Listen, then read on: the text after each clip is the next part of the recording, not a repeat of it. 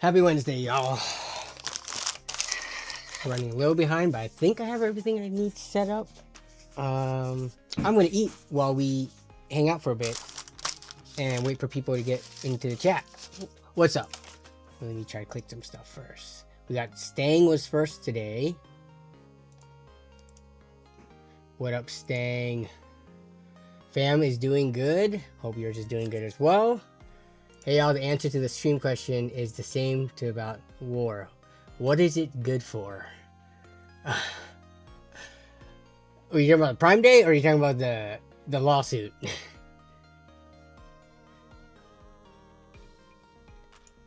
MyGat got a cheap CPU and PSU and Sapphire G Pro X060 and man was it dirty. The G Pro card,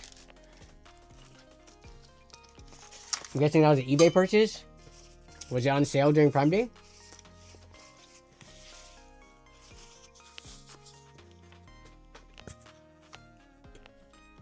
Oh, absolutely nothing was gained on Prime Day. I actually ended up ordering quite a bit of stuff. None of it PC tech related, and I think only like one of it tech related. We spent the last 3 days painting a powertrain case. What color? Post a picture in the Discord. PC says it hit 100 degrees. You on a laptop? Little one's with the parents. The wife is still working on PhD. Almost done. 1 more year. Nice. Wait, the little one is with the parents. They're babysitting overnight or just daytime babysitting? And the wife is still working on the PhD. Got for eBay, not exactly Prime Day, just similar time frame. Was eBay running any deals to try to compete with Prime Day? I wouldn't be surprised if they did.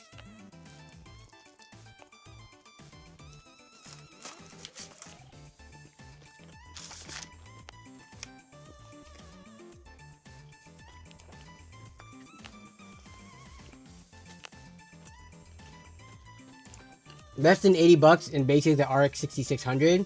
Do you have to do anything with those? Like BIOS flash or anything? Or most of the sellers, when you get it from them as is, you can just pop it in and get going. But yeah, 6600 performance for 80-ish bucks. Ever anything under 100, I think is really good. Metallic black, and no other colors. What color did the powertrain case come in? Did they not have a black version already? Monday through Wednesday. That's good. You have help babysitting. Nice. eBay had 20% discounts, but I just put in an offer and the seller accepted. What was the original list price? Dang. You said less than 80, right?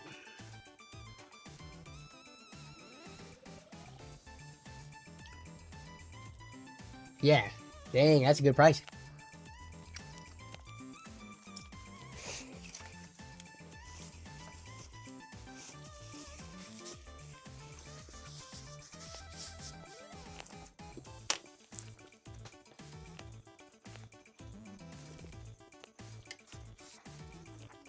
I didn't even get time to make a thumbnail. That's why it's a default generic thumbnail. We can make a thumbnail on stream. I could show my very basic process.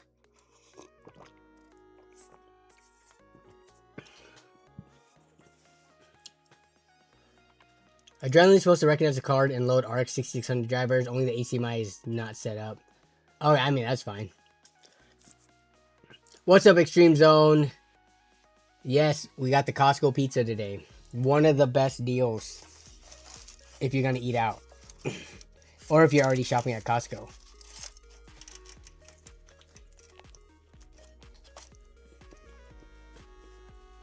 It is so greasy though, my goodness.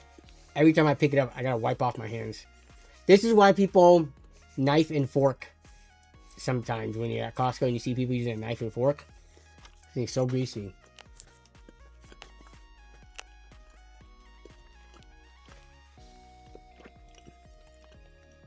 You wanted to do a color shift paint?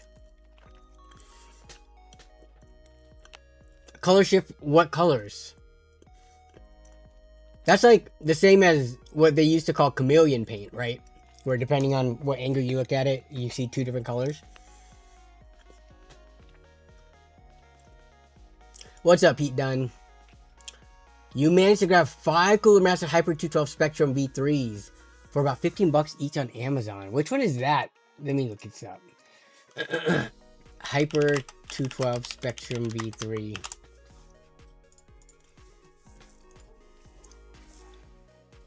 Is this just a Hyper 212? Okay, for heat pipe design like normal. Okay. Oh, Spectrum. So it's the Cooler Master Hyper 212 Spectrum, which is a Hyper 212 with the RGB fan. But this is their V3 version for some reason. Because apparently over the years they have had 2 other variants of this. Even though the design looks almost the same. Did they improve the... oh, they did. Simplified brand. I love how this is one of the talking points now. The Cooler Master Hyper 212, you know, legendary cooler for the last... how many? Like 20 plus years. But they used a pretty bad mounting design for the longest time. And now it looks like they finally, or I don't know when they updated it. It might have been a while, but I haven't paid attention to Cooler Master coolers for the last few years just because I kind of feel like they've gotten a little bit irrelevant. In terms of coolers anyways. Their cases and other stuff is fine. But yeah, with Thermalright and other ID cooling and stuff like that out, they're to compete. It looks like they finally improved their mounting thing. But that's the first thing I thought about when I saw this. So nice, you got these for $15. That's a good price. This is going to compete with the Thermalrights. It's just, you know, 4 heat pipe tower cooler. They're roughly the same size, 120mm fan. So I honestly have no brand loyalty when it comes to cheap budget coolers. Whatever's the cheapest I can get, they're all going to perform pretty much good enough for the hardware that you typically pair these with. So you picked up 5 of them. Nice. So you're set for a while. These get also cool, pretty like high-end chips.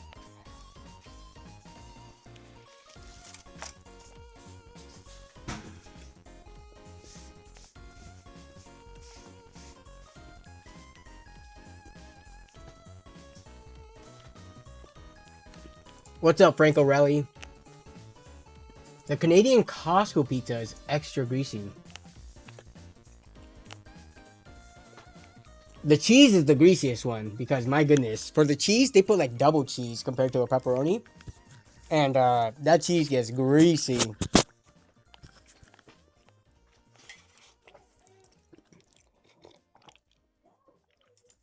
Rust-Oleum has a bunch of those types of colors, lime, lagoon, and purple. Yeah, green and purple for those chameleon color shifts, paint colors. They typically look really, really good. Yep, fam is doing good. Thanks for checking. Hope everybody's doing well. Have you seen the news of PlayStation? No physical games from January. David and a few other people were talking about it in the Discord server. But I did not see the news of it. I just saw their discussion. We can bring that up as well. What's up, Dragon Tonight? What have you printed recently? Did I show you guys the torture toaster? Let me go see if I can get it. I don't think I showed it since I printed it. But I've been printing random stuff here and there for the house. But it slowed down though. I've printed all the things that I immediately need. Did I show you the toaster, torture toaster yet? It's a single print-in-place part that has hinges, it has movable cogs and stuff. So, no assembly required, it just prints in one piece.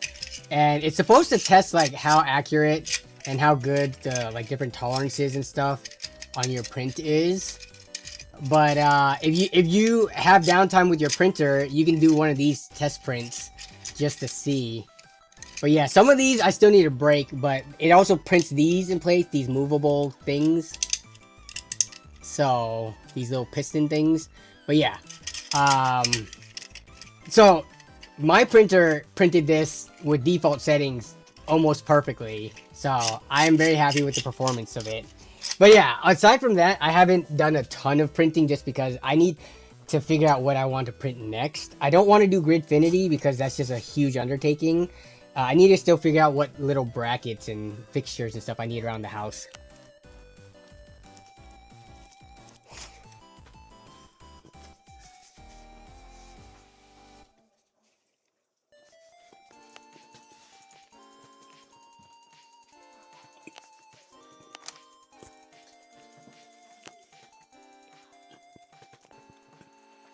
I'm definitely hydrating. All this pizza, I'm gonna choke if I don't.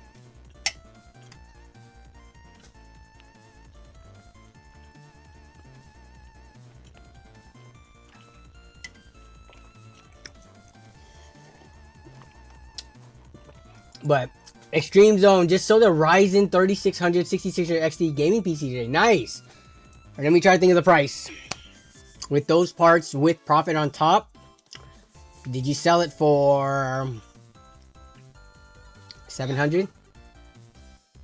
I'm gonna guess 700. I don't know how good of deals you got on it. You might have sold it for less if you got really good deals so that you could still make some profit and move it quick. But just based on, I don't know how much storage and how much RAM you put in it, but I think there would be a decent market of people who want a capable gaming PC, which this is very capable, and they would be willing to spend 600 to 700 on it.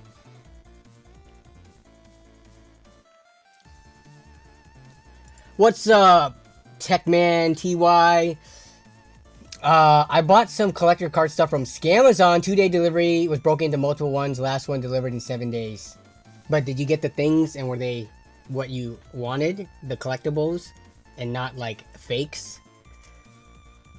I'm giving my spare parts to my brother. Ryzen 1600, RTX 3050 to upgrade from a FX 6300. Do you think that the Montech NX 400 is good enough to cool that? Yes. A Ryzen 1600 and a 3050 is very, very standard parts. You don't need anything extra. NX 400, let me just see just to make sure. Even if it wasn't like the best cooled case, it's the Antec, right? Yeah, it should be fine. Yeah, the 1600 and the RTX 3050, they shouldn't, like, this doesn't look like it has a ton of ventilation. Do you already have this on hand? Is that why you're asking? I would say if you had to buy it, I probably wouldn't buy this case. How much does this go for? Let's take a look. But if you already had it on hand, I think it's fine. Is this even on Amazon? It's not. Where can we buy this on? Do they even sell these anymore? I'm not even seeing any shopping results. It's got 3.6 out of 19 reviews on what? On what website is this?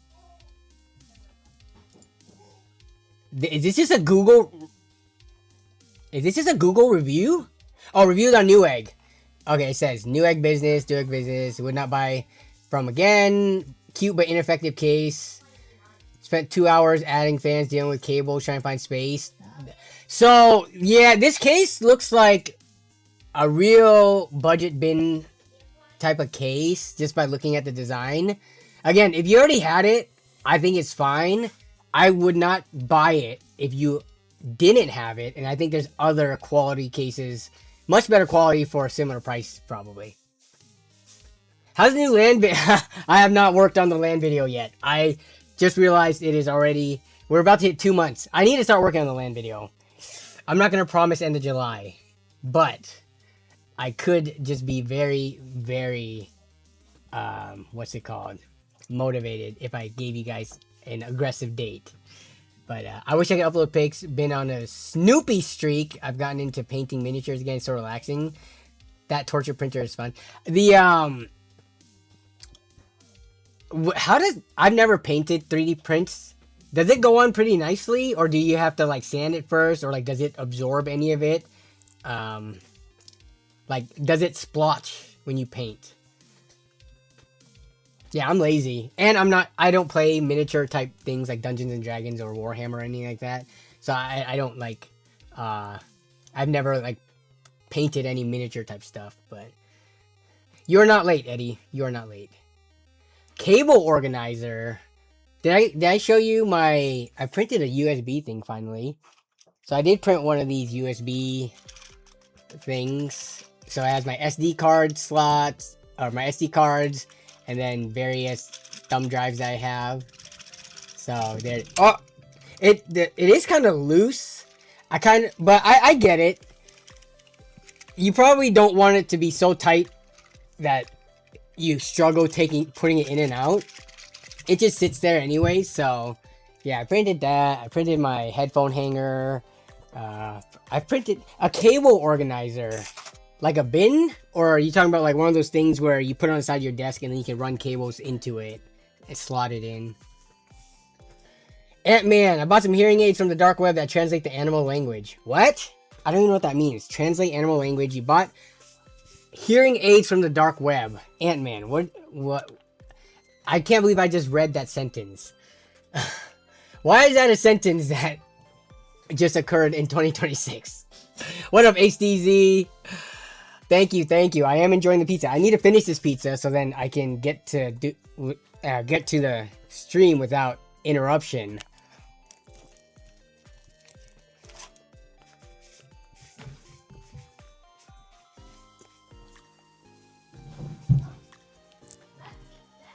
You sold it for 800 CA Canadian, which is about 575 USD. Nice, okay.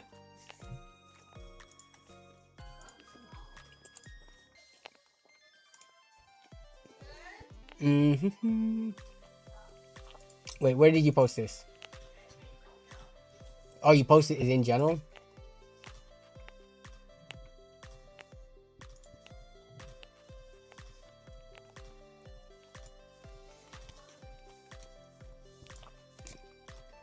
Where is it?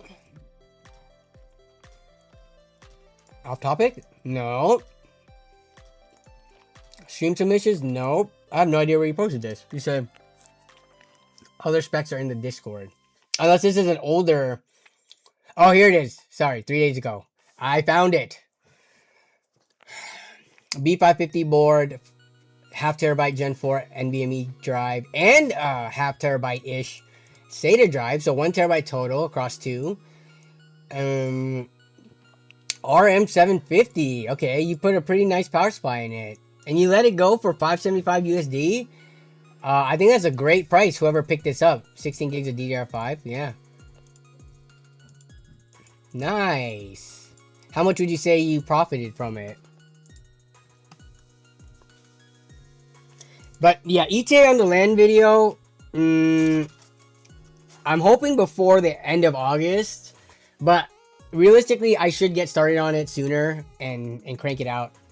I think this one might be easier to edit because I was so busy with the girls that I think I have less footage from it, so it should be a quicker edit. Hopefully, we'll see.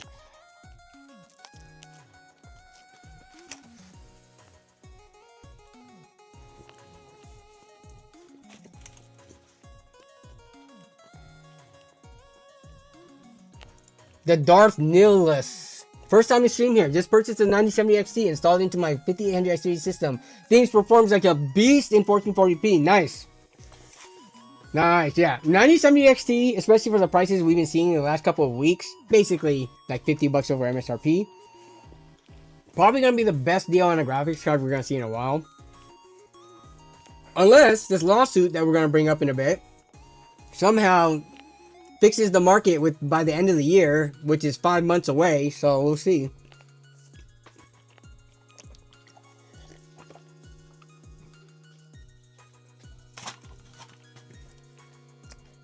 You did make some profit, nothing crazy, but some. Okay, nice. First PC with a Ryzen 1600 and 1070. That's. Did you get them when they were newer? Ryzen 1600, GTX 1070, we're talking, that's like 2016, 2017 vibes right there. That was a pretty popular combo, you know, almost 10 years ago.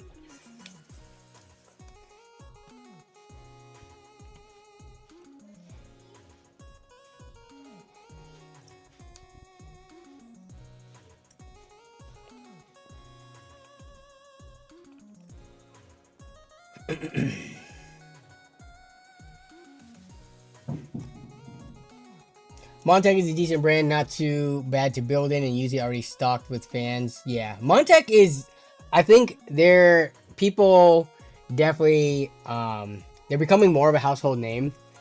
When they first came out, they were just known as like, oh, this is just another,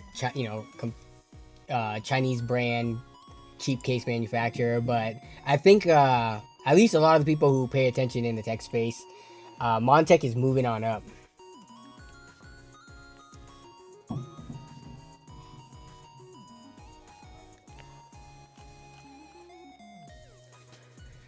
Yeah, I always take my time with the LAN. I have never released a LAN video and been unhappy with it and just released it for the sake of it. If it needs more time, I take the time for sure. Yeah. And Juju Cool 12. What is this? Hey Danny, who do you think would win a twerk off buck naked? And Frank or Mark? What is this question even? What do we get? Walls 23 with the $1 super chat, but he didn't leave any message. What up, Walls? Thank you for the super chat. I appreciate it. Can you look at the Mesh 804M case? And is it good for an ITX build? Yeah, let me pull it up. Mesh 804. Okay, 1 second. Let me check if the girls, we usually give the girls the pizza crust because they love it, and we don't really. Let me check real quick.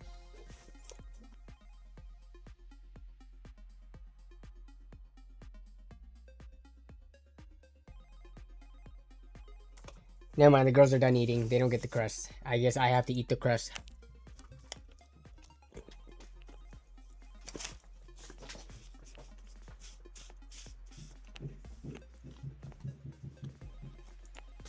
The Mesh 804M case. PC case. Oh, this thing? What? Ant-Man. No, this looks like a horrible thing.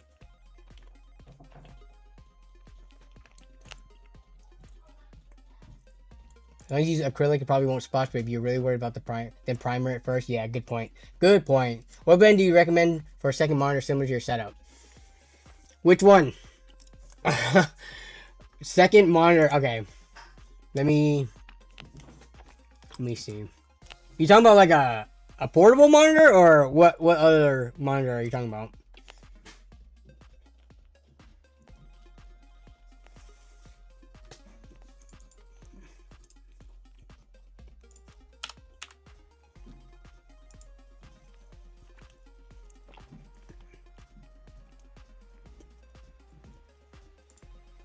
Let's see.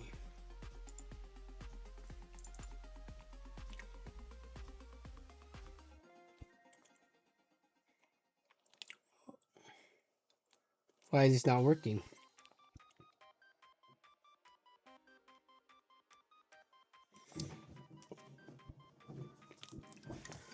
Yes, a portable. The one that you take with you to... Oh, Lance. Honestly, I don't have a brand that I could recommend. I would just go with whatever the cheapest one you could find. And man, you just miss... There's probably so many on sale for Prime Day. But, yeah, I would just pick one the size that you would like. And make sure... I want to show you because the location that I like putting it is underneath the monitor. So I kind of wish I had a smaller version. Because right now, mine gets cut off. I wish I could show it. Let me see. Yeah, what is going on with my Wi-Fi right now? Why is it not? Yep,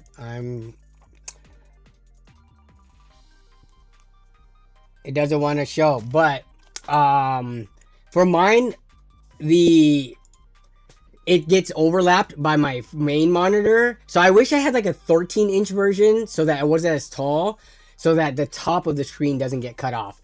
But I would take a look at your setup, see like what size.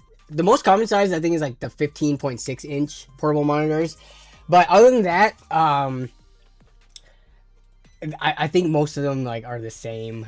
A lot of them are IPS, 99% sRGB, 60 hertz.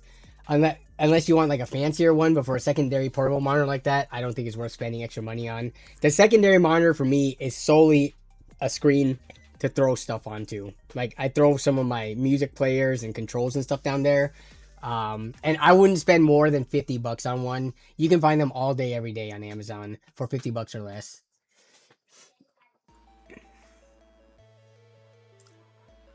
Oh, Steam summer sale. Okay, I'm gonna go over my Amazon Prime pickups in a bit here. But if any of you guys are brave enough, yeah, I'm calling you out. If any of you guys are brave enough, feel free to post screenshots unedited of your Amazon cart or order history throughout the Steam sale, or not the Steam sale, the Amazon Prime Day sale. I posted some before, but we picked up some more stuff afterwards. So let me see. I just need to make sure I don't dox myself with anything. There we go. This works. So I'm gonna post mine in the stream submissions. Ooh, okay. Let me pull up a picture of the paint job that you did on the case in a second here. We did end up picking up the air fryer.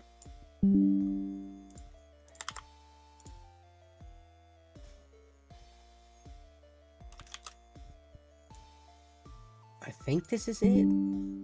Is this all we ordered? When was Prime Days? It was last week. Oh yeah, okay. Oh yep, this is all part of it. Okay. Yeah, I think this was it right here.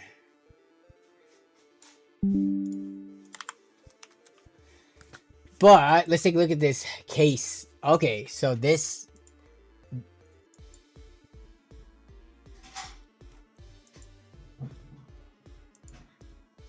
That's the metallic? Okay.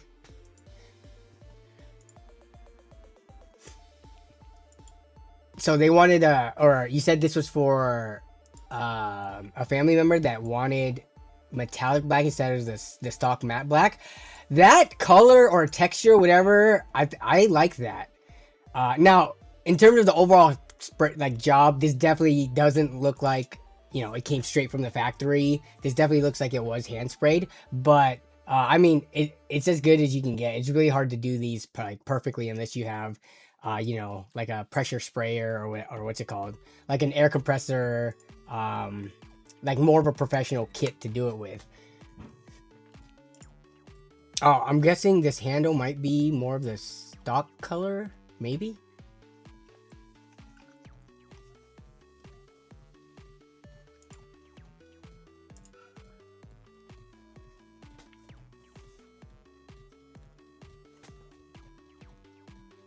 Micro Center has an MSI 15.6 1080p portable monitor, good colors, and at least a name brand. MSI at 8. See, here's the thing. I've been using multiple portable monitors from random brands. I don't know if I would be willing to pay the extra $30 to $40 for MSI than just whatever random Amazon brand. Because you can always get two for the same price.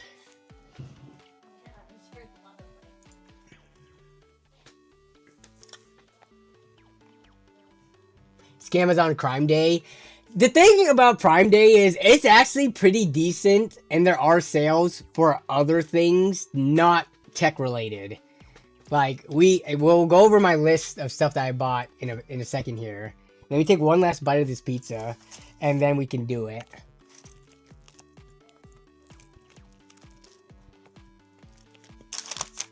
Okay.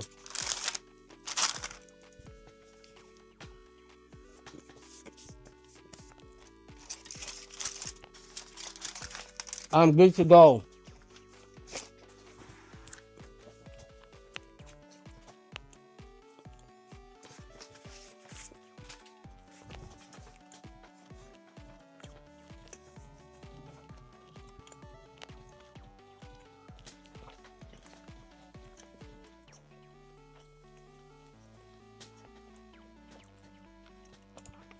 I like KTC. KTC is my current main monitor right now. I'm using the one I got through the sponsorship, but I've used a couple of their monitors and they're pretty good. I think it's really hard to go wrong with, like, if you're just looking for a standard monitor.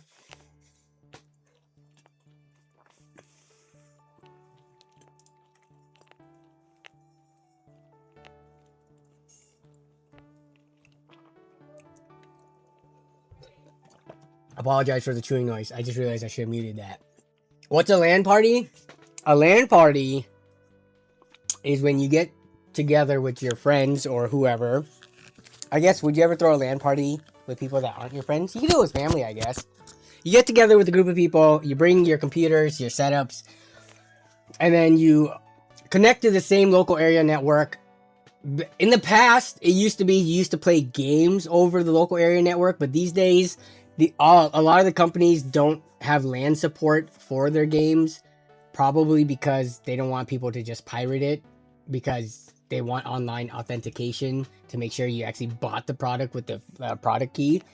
So there's not a lot of LAN modes in games these days, but it's just getting together, playing video games with your friends for an evening.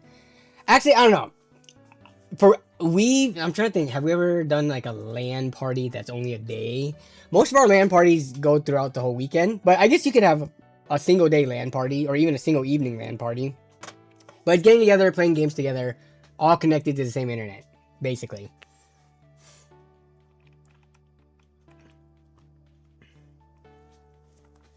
My pro monitor brand is You Do It. Works pretty good. Got it on Amazon a year ago. Yeah, like, okay, here. We'll look for, let's see, portable. Do you know what size you want? Hey, look, this is on sale. Limited time deal, down from 50, so 10% off. You see, I guess you could also go off of, Amazon tells you, like, so free returns. This one, you want to look, yeah, see, you could do a single cable if your computer has DisplayPort Alt. So then you can, otherwise you have to use two cables, mini, HDMI, and USB-C.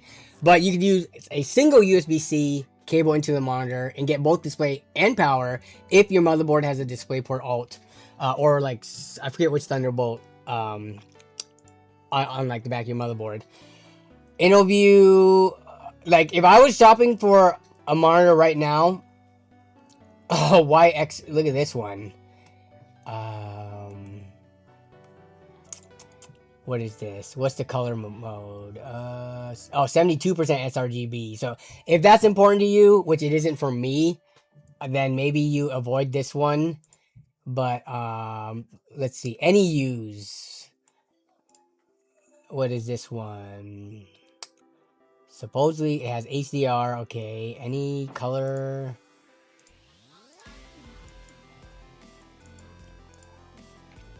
Do they have a single cable? Let me see real quick. You can easily use your favorite device with just one USB. Yep, okay. But it has to have Thunderbolt 3.0 or 4.0 or USB 3.1 Type-C DisplayPort Alt. So that's what I was talking about. If you have those, then I think most of these monitors are powered or can be used like that. WGK. Okay, let's go back up to the $45 one. Because this one has 11,000 reviews. Which I know we say, oh, Amazon reviews don't mean anything. I would say they do and they don't at the same time. I take some comfort in knowing that if I'm going to buy a product like this where I'm not too focused on the brand and I'm mainly focused on the price, I mean, it's not like these haven't, like, you know, 1.2 thousand reviews, which means they actually sold more, 2,000 reviews, right? But this one, people are buying this one and they're leaving reviews for it, which is kind of crazy. But let's take a look at it. Let's see what so is it IPS? What is the color accuracy? Do they even put it on here? IPS matte. It's matte, okay, because sometimes they're glossy. Good viewing angles. It says it renders accurate colors, but it doesn't actually tell you what. I don't think any of these portable monitors are gonna, even if they say they're 100% color accurate, I'm sure most of these ones are lying anyways. But like, I would probably just go for this one. Unless you need a specific type of stand, which this is just a traditional, you know, case cover fold stand thing. If I was in the market for a portable monitor right now and I needed to pick one up today, I'd probably just get this one. There's nothing wrong with any of the other ones that we pulled up. There's nothing wrong with any of these other ones. But this also has a return policy, like a, you know, free 30-day return or whatever. Where is it at? Yeah, for free 30-day refund. So you can try it out. If for some reason it does not live up to your standards for whatever reason, like, you know, it's not bright enough, the color is not good enough, then it's not a big deal to change it out for something else. But yeah. How many Vine reviews? That's a good point. Was it? I don't think verified purchases. You're right. A lot of Amazon Vine program thing that exists, and a lot of products have fake reviews from that. What? I do not want to log in right now. Do not make me log in just to look at some reviews.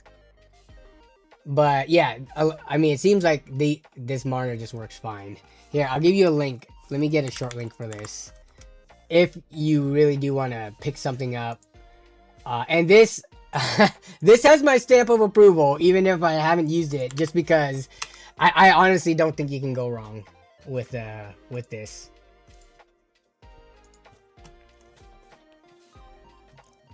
They died in months? Mine's going on like 3 or 4 years. Mine's from the PAL. But yeah, you're right. If you've gotten burned before from the no-name brands, I get it. But like, mine is from a brand called Le Pal, which I'm not sure if that's a well-known brand or not. I think I've been using mine for 4 years now. And for the last few years, I've been using it full time. It has been part of my main setup, and I don't turn my computer off, so it is on like the majority of the day and zero problems. But no, I get it. If you've been burned by bad products in the past, you'd be willing to spend a little bit more of a premium on a brand that you recognize. I call them fun name brands. Yeah, people are just taking photos of the box and contents, and they never seem to even try parts. Friggin' Vine. Yeah. I was thinking I was going to have to buy some fans or repaste because my temps were actually hotter in Windows 11 idling them gaming. Somehow a Windows update fixed that issue. You're talking about the 100-degree thing? They'll make some nice monitors, locked at 60 FPS on some of them though. Good for old games and web stuff. Business grade DisplayPort ones. How much are those though? Dell portable monitor DisplayPort. Business grade DisplayPort portable monitors.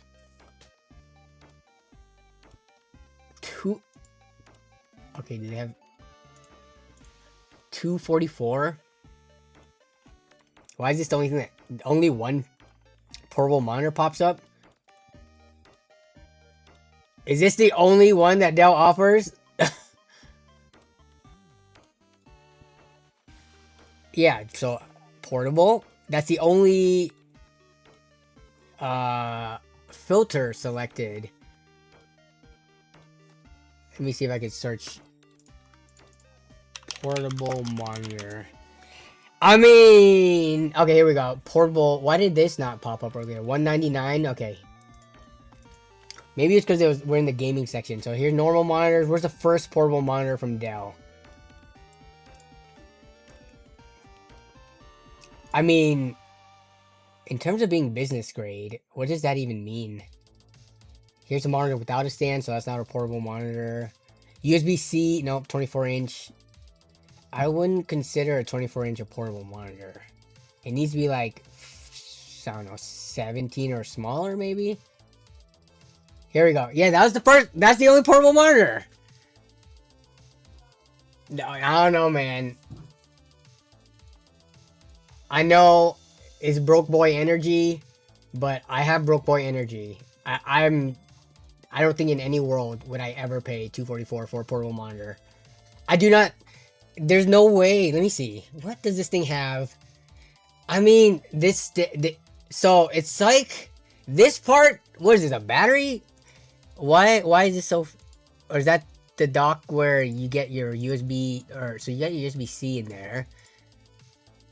So this part actually has like the power button. So that has to, so this part of the stand, and it has like a lock and brightness controls, as opposed to on a typical portable monitor, you got to use a little toggle switch thingy on the side, which could be a little annoying. So there's the display port, alt USB-C. Wait. Yeah, I think that's what that is.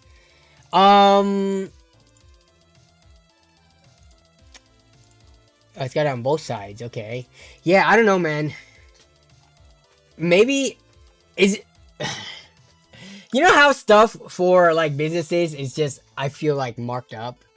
It's kind of like how the military spends like $10,000 on a single bolt that you can go down to McMaster-Carr and buy for like 5 cents. You know, kind of like that. Where like they have all these inflated prices because they know that businesses will just pay them. Because a business, at least like a big, you know, Fortune 500 or something type of business, mom and pop shops would probably go to Amazon if they needed a portable monitor and buy this one.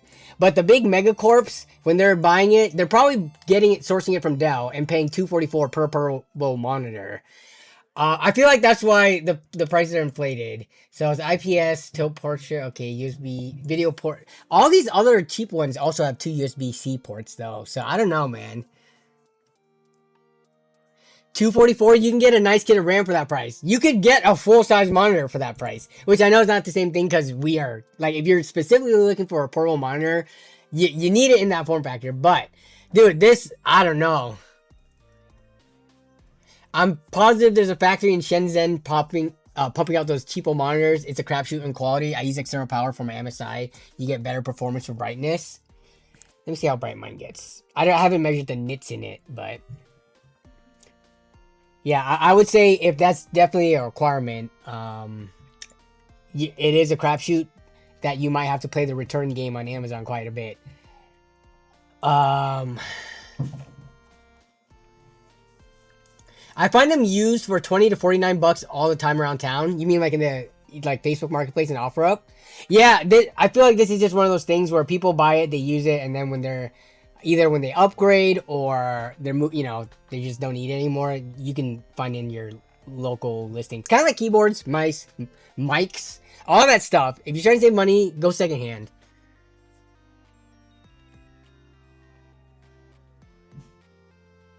Don't the panel, even on the Chinese ones, come from LG? I don't know in terms of the panel itself.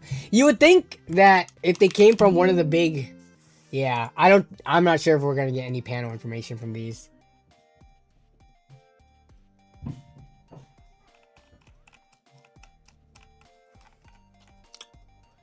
But okay. Let's see. Let's not... Actually, no. Let's go to the bombshell article. There's, I think multiple outlets were covering this, but let's see. RAM manufacturer sued. If we look up the news, and so Polygon was the article that I saw. It was also posted on PC Master Race, game developer, any other Apple Insider, Apple suppliers, Samsung. I love how Apple Insider, the news outlet, made it related to them by saying Apple suppliers, Samsung, SK Hynix, and Micron hit by RAM price fixing suit. So yeah, this was like a huge article that everybody. Let's go to the Kotaku one. I don't read Kotaku these days, but I used to a lot in the past. So let's take a look at what they have to say about this. All these articles we're gonna probably see, they stem from like the one similar like breaking news or leak or whatever. Like they always point to the same source of information usually, but we'll see what the Kotaku writer does. Okay, so Samsung, SK Hynix, and Micron Technology are being sued by 17 plaintiffs in the California Northern District Court, who alleged that the 3 tech manufacturers are colluding to artificially increase the price of RAM. Remember, being sued does not mean you are guilty, but I'm hopeful that whoever these 17 plaintiffs are, they have some shred of evidence or some reason to sue, because lawsuits aren't cheap. You would think that people wouldn't just go around, especially suing megacorps like this willy-nilly without some kind of ground to stand on. So I'm just hoping that whatever they have, whatever information they have, hopefully it's enough to move the needle. But 17 individual plaintiffs, including 3 small businesses. So 3 of them are small businesses. I wonder if they're like PC, like repair shops or maybe PC sellers, have launched a class action lawsuit in Northern District of California against the 3 largest manufacturers. Yep, the plaintiffs allege that the 3 tech companies are colluding to raise prices of RAM by keeping supplies artificially low, blaming it on AI, data 7-driven RAM apocalypse rather than corporate policy. The Garcia Guerre et al. The Samsung Electronics Co. et al. Case filed earlier this week, June 25th, lists 3 small computer retailers. So they are computer retailers. Choice Computers LLC, JB Tech Solutions LLC. I've never heard of these guys, but more power to them for fighting the good fight.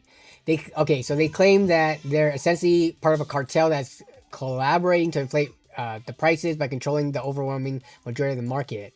While proving that will obviously be a lot harder than alleging it, it's no secret that 3 companies own roughly 90% of the market. We already knew that. It's no secret that they've previously been indicted for doing exactly this.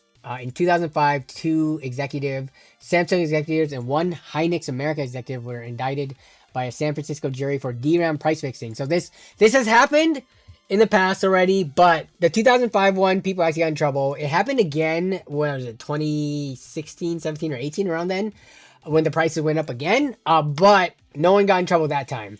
So we're going to have to wait and see. Bid rigging can take many forms. In this example, Samsung and Hynix America were accused of issuing price quotations in accordance with the agreement reached during private meetings and agreeing during these meetings and telephone conversations to charge prices of DRAM at certain levels to be sold OEMs in the United States. That sounds awfully familiar to you because Valve employees say that RAM manufacturers essentially blacklisted the company for attempting to negotiate RAM prices during the Steam Machine's manufacturing process. Look, there's no contracts. There's nothing. Like those guys, they give us the price every month or something and they say, you can buy that many and it's yes or no. And if we say no, they never talk to us again. So I don't know if we're going to get... This is one of the things where when it's ongoing, I don't think it is advisable for the people suing to like go online and make statements and release, So I'm thinking because these guys are Choice Computers LLC, JB Tech Solutions, and WNTD, they probably are direct customers, and they might have had conversations with any of the big 3. And based on the interactions they had, either via email or phone call or something, similar to what the Steam machine or this Valve employee was talking about for the Steam machine, they might have some evidence there. I don't know. The thing about this is that it's huge news because the prices are so bad right now. But if I had to bet money on it, just from reading this, which doesn't have too much information, that's the thing about these articles, even though this is like huge bombshell news. A lot of times they don't have much information. So what they ended up doing is repeating stuff or giving a brief history of something similar in the past, which is what this article did. I mean, this was just last week? If I had to bet money on it, I don't think this is going to go anywhere, unfortunately. I was hoping this article might have some more information that would swing my opinion otherwise. But, yeah. Instead of using the .com crash as a cover for price gouging this time, the plaintiffs argue that the 3 manufacturer giants are using the ever-growing need to supply AI data centers with DRAM and chips as a cover for their collusion. Hard not to root for the plaintiffs in this one. Yep. Okay. Micron's technology stock price has increased by over 1,300%, and SK Hynix has increased by 2,000% over the past 5 years. Weren't they sued 20 years ago? Yes, they were. That's what the article just said. Yep. there is some merit, and they lost then, I think. A chip cartel, it has nothing to do with salsa. Memory, I kind of understand why the price hike is due to the shortage, but SSDs, there are more than plenty. I'm trying to think of if there's any consumer protection stuff in place for when big corporations want to buy out all of this commodity or good that normal people want and drive up the price and ruin the market. Probably not, because we would have something would have happened by now. But no, the SSD shortage is related to it too, because they use memory modules on them too. So, but the thing about this is, you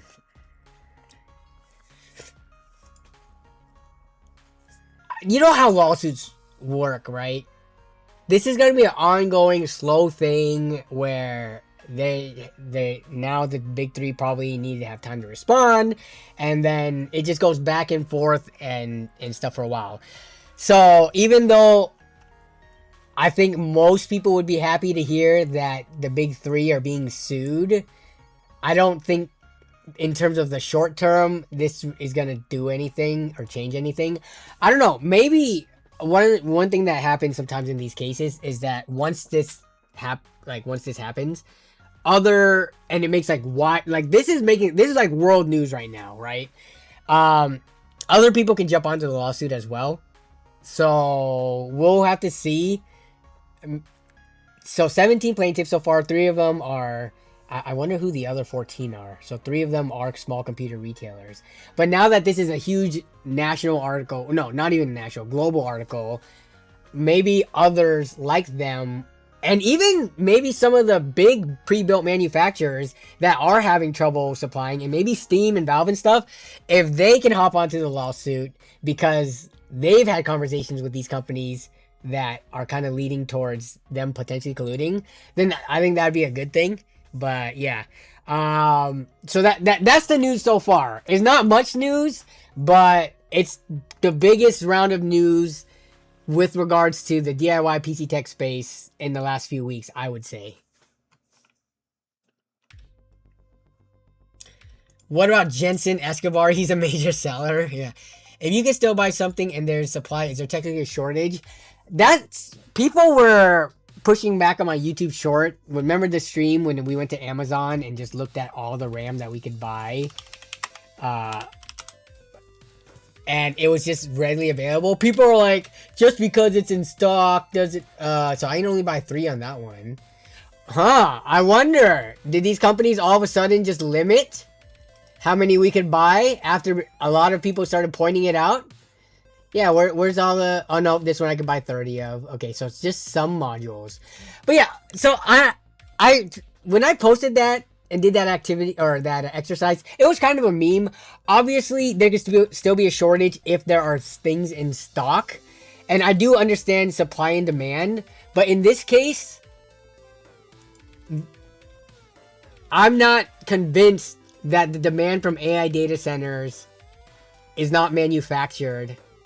Especially with how many data centers are constantly being delayed or just being canceled because people don't want that crap in their backyard. So, yeah, you could call it supply and demand, but when you artificially,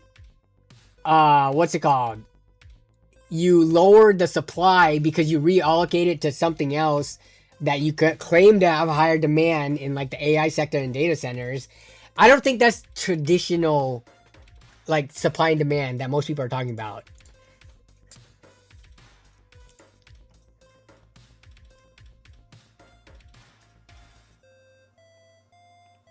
What up, Indecline? The GPU shortage was more of a shortage. Yes, I would agree. When the GPU shortage was happening, you couldn't even buy marked up price GPUs. This was during COVID and the pandemic. This is when you had to go on Newegg Shuffle and pray you won the lottery or the raffle to pay $600 for an RTX 3060 at the time, which was like double the price. And that was considered a good price. I always bring that story up because I did that. I bought one of those for my brother-in-law's because he needed a new graphics card and was willing to pay that money. So I won the Newegg shuffle and overpaid for a graphics card. But no, yeah, that in terms of like the DIY PC space, I would point to that example for being more of a supply and demand issue. I bet it leads to a settlement. Get ready for your email. Or they always pay a fine for them, which is pocket change, and they continue doing what they do. Yeah. RAM companies have done this time and time again. They get sued, absorb it, do it again. Nothing new here, but it still sucks. This administration is unaliving consumer protections, though. That is true. Yo, no, RAM and NAND is going up another 50%. There's no regulation. It's a monopoly. I do think people may try to sue, but that's a drop in the bucket. Should we get onto these lawsuits so that I don't know who's going to get a payday. If the drop in the bucket still could be a lot of money for an individual. Let's say they get sued and they're like, oh, we'll pay the $30 million because compared to the AI data center money, that's like nothing.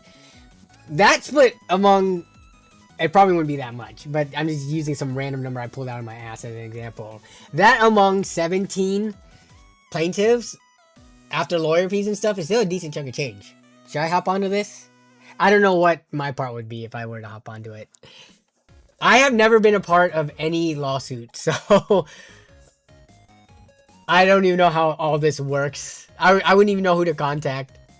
Prices won't change unless government steps in. The same government 100% behind AI. Yeah. The same government that is on the official White House Twitter posting AI generated slop, images, and videos. And are in bed with Jensen and Lisa Su and Intel and all of them. They have a stake in Intel now.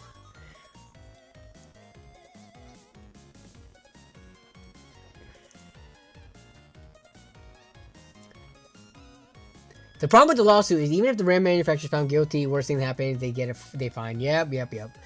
2K bought in the last month on this one.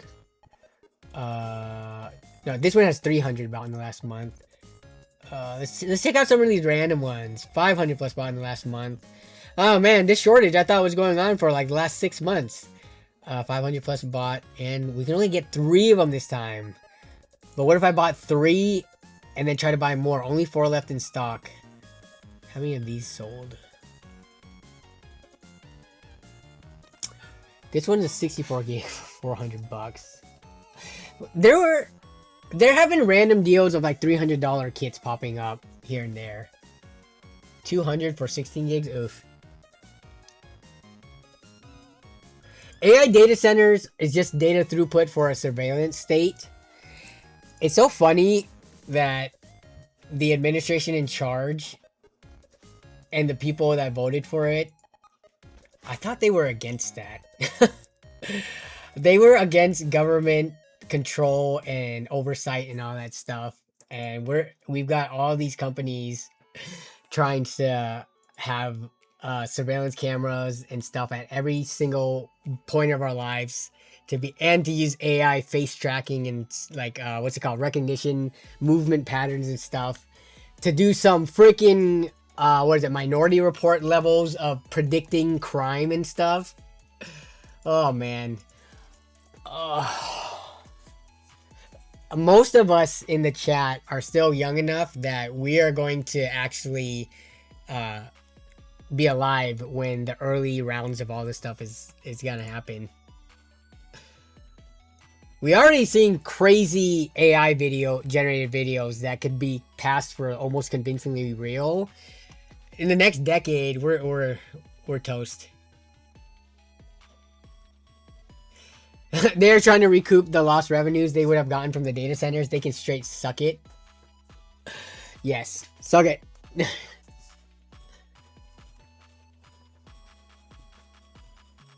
Are these still relevant, and how much would you pay? Ryzen 1600, Ryzen 5, 3600, Corsair 16 gigs. Ryzen 1600s are probably worth like $25. Ryzen 3600 is about $40 to $50. 16 gigs of DDR4 is about 50 to 60 in the secondhand market.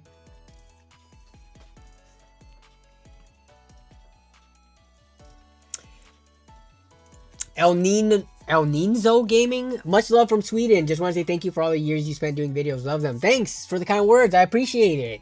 Thanks for being a viewer of all these years and enjoying the stuff I put out. Supposedly, AI is the economy, aka RAM and NAND prices increases. Dude, what is going to happen when AI actually starts taking over more jobs? I feel like companies are already pushing like employees to start using AI to streamline things, to become more efficient. And that's not because they just want efficiency. They want to have less people to do the same amount of work, or less people do even more work with the assistance of AI, because that's less salary you have to pay, less benefits, health, insurance, all that kind of stuff, less training. AI could probably train itself near instantly, especially when you have like a database built up already, and it's already learned everything, as opposed to new employees. You have to always do training, every new employee, unless it's a rehire, I guess. But yeah, what's going to happen when people get displaced from their jobs? I don't know what year that's going to happen, but we're going to reach a point where people are going to push back. They're going to have nothing to lose. When you've lost your job and then you end up losing your home and all that stuff, they're going to, I think, actually eat the rich. I don't know in terms of like the totem pole or ladder with like me and Melissa, like with what we do, how far away from like losing our jobs and losing our home we would be.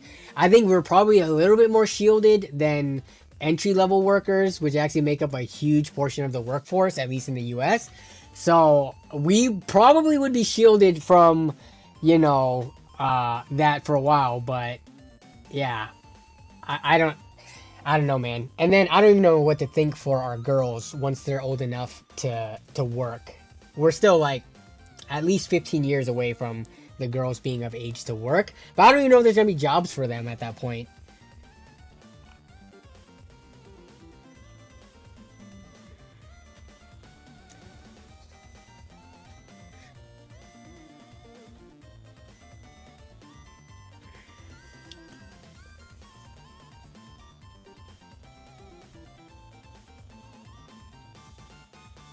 Flock wants you to cease this conversation and go back to milling about.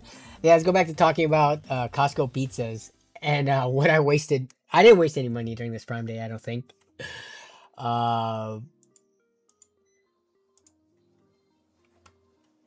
Did RAM go down? No, the RAM did not go down, and it isn't going to go down. Boomers are using AI to convert files to PDFs. What happened when NVIDIA stopped paying itself for its own products?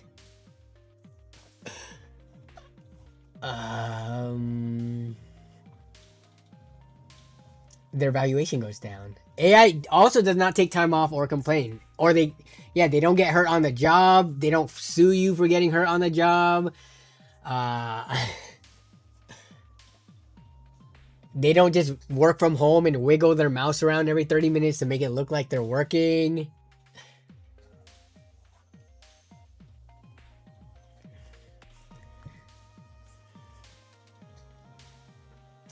I think we'll start seeing some job losses around 2030. That's only 4 years away, so I will be in my 40s at that point. 2030s, I will be over 40 years old. So we will see. But Jensen didn't get the notification again. Okay, let's talk about, you know what, all this AI doom and gloom.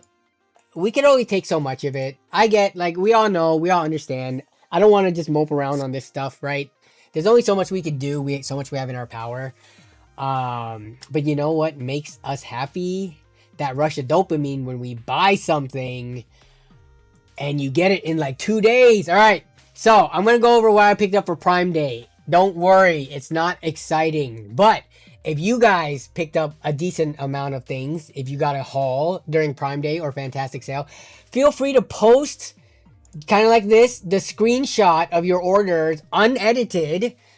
Yes, if you're brave enough. And then we'll go through and see what people bought. But this gives you a little glimpse into my personal life somewhat. And I'm okay with that because I didn't buy anything too risque. But, okay. So, Prime Day. We will start from the last thing I ordered before Prime Day ended, which was June 26th, that Friday.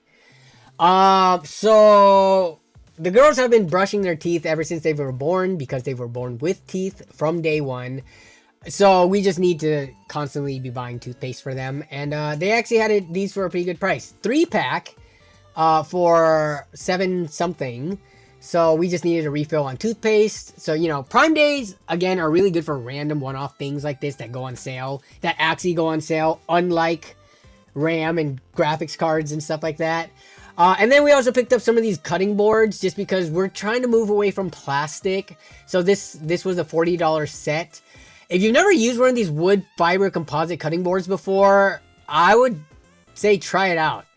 I like it more than wood because wood, you gotta like oil it. You can't stick it in the dishwasher because it'll absorb. This you can stick in the dishwasher. This, when you cut into it, you're not getting like. I know it's composite, and composite by nature is like a mix of materials. You got a matrix and then the actual fibers itself. But using this, I feel more comfortable. It is like a happy middle ground between plastic and full wood. Full wood, I just don't want to deal with the maintenance of it. And then plastic, I don't want every time I'm cutting something with a knife on it, it to be shredding microplastics into everything me and the girls eat. So we go to the wood fiber composite. So these are pretty, I was excited to get these because we tried one board out and we really liked it. So now we got a set.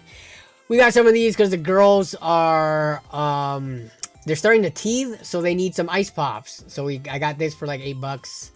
And then we need a first aid kit in the car. We realized that the girls, when we take them out, sometimes they fall and scrape their knees or their hands. And we need just to have band-aids and antiseptic and stuff like that on hand. Again, all these things are like ideal Amazon Prime Day candidates of like stuff that go on sale because, you know, it's not computer parts. They go on sale during Prime Day, actually. Yes, we're flexing random stuff because the PC deals are so bad. This was the biggest purchase that we made this Prime Day. I ended up going for the French door Emerald Legacy. Oh, I cut off the price. It was $150, I think, plus tax. But yeah, we've been using this ever since it got here. It's awesome. I love this thing. So we retired our double Ninja air fryer or whatever.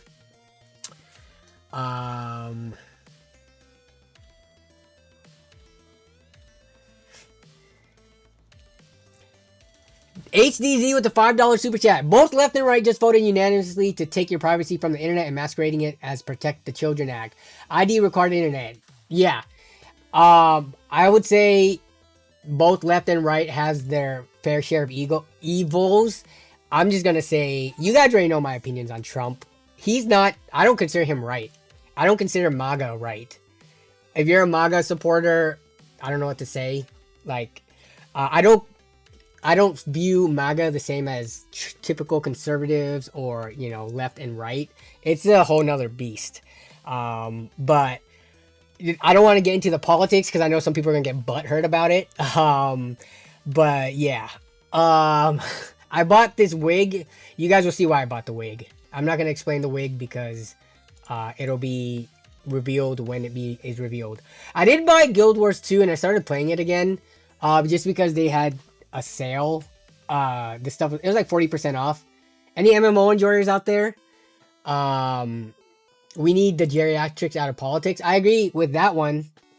I think most people agree with that one. I don't think a lot of, like, who, if you ask, like, just, if you surveyed, like, I don't know, let's just say 1 million people, I think that you would probably get over 90% unanimous votes of getting, like, setting a certain age limit. Why that hasn't happened yet, I don't know.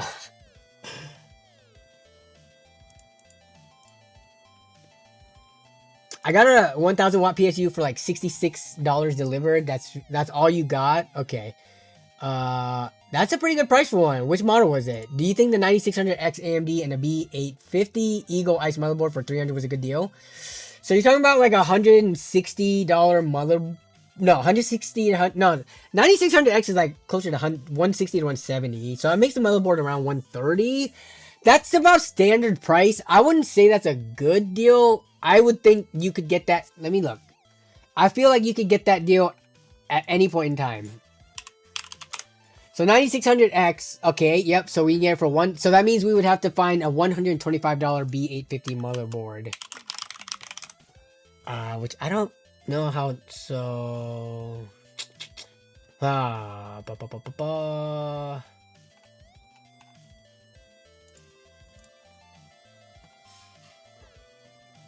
So you can get some micro ATX ones, low-end board. Which one? You got the Eagle Ice one. So it's this one in white. So you can get the Eagle Micro. So yeah, that's why I say it's kind of a standard price. This isn't the full ATX one. This isn't the ice white one. Maybe the ice white one might be more expensive. So if you needed a whiteboard, White Eagle Ice. Okay, yeah. So this board normally is okay. Maybe this actually ended up being a good deal if you needed a white aesthetic specifically for this board, because it doesn't seem to go on sale all too often. Yeah, it usually floats above 170. I guess you can get warehouse deals to bring the price down a bit. But yeah, I would say you got a good deal just because the white parts tax is a bit... It looks like you saved like 50-ish bucks.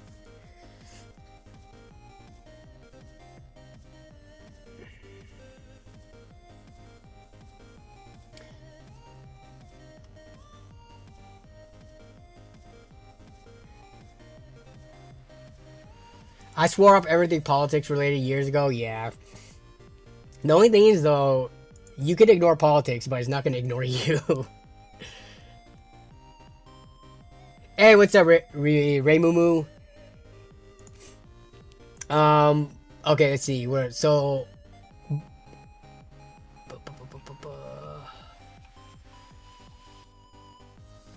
I got my shirts. How many shirts are these? These used to be like $6 or $7. I like wearing plain tees.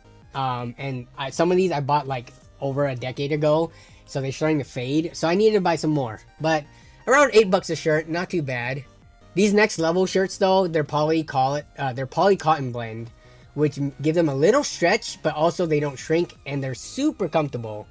So they're very similar material to what the merch that I sell is made out of. I always like the poly cotton. I don't like pure cotton just because it shrinks so much.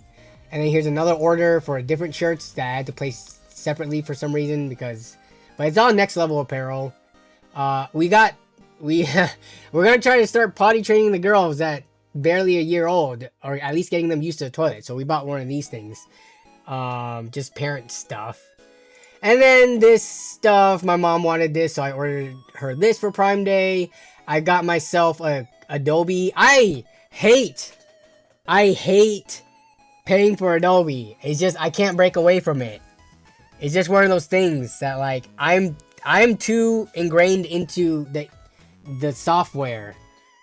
You can't teach an old dog new tricks. I can't go over and learn DaVinci Resolve. But this isn't too bad. 170 for a year. I hope they bring this back next year. I will buy this every single day. And honestly, at this point, I wouldn't be opposed to pirating Adobe products, but they don't work the way they should.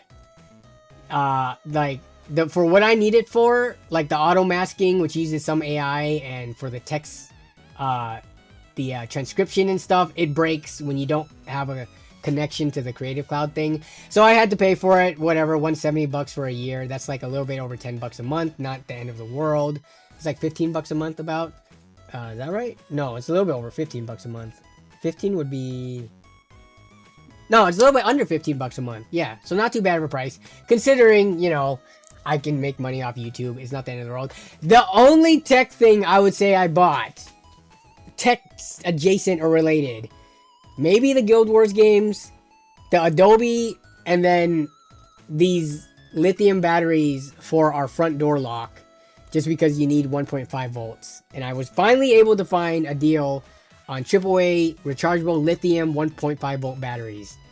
But yeah, that was my Prime Day haul. So I think that was pretty tame. I didn't buy anything from Newegg. In all, it looks like I spent like maybe, and then this, like a lot of it was family purchases. So for me personally, I think I spent less than $200 on Prime Day. And the bulk of it was, how much was Guild Wars? $66 for 3 expansions. So yeah, this was the most expensive for me item, aside from I guess Adobe, but yeah.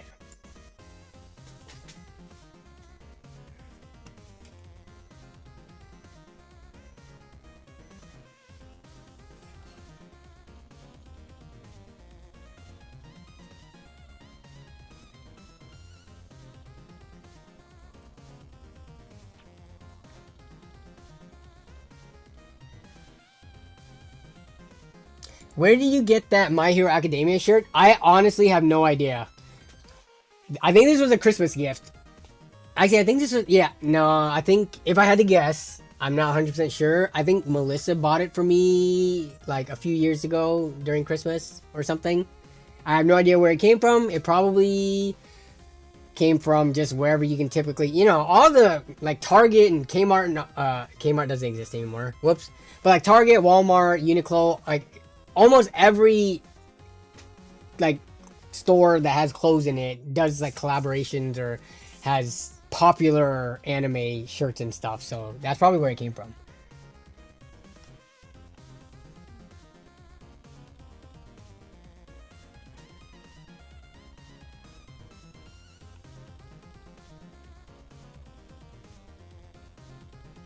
In truth, Amazon Prime days are good for stocking up, like spices, they're always cheap. Yeah, that's kind of like what we did, stocking up or just buying like just random one-off things.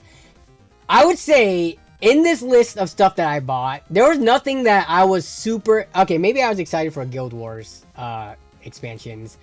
And okay, I take that back. I was very excited for the air fryer. But like a lot of these other things, it was just like stuff that we just kind of, it's stuff that you need, but it's not the most exciting things to make purchases for, right?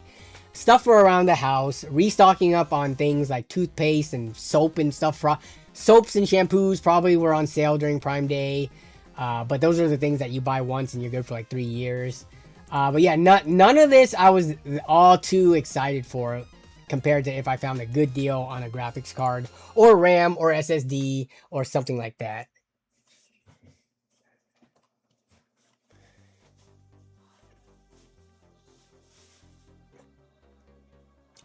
Thank you for the hydration reminder.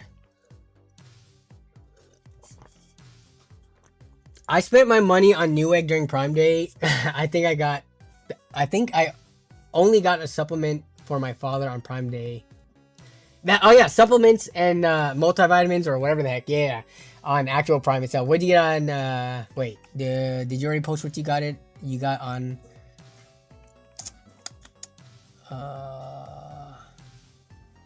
On Prime Day, I picked up the Zalman Cubics G cases for budget flips. Okay, is that the one you said was like $30?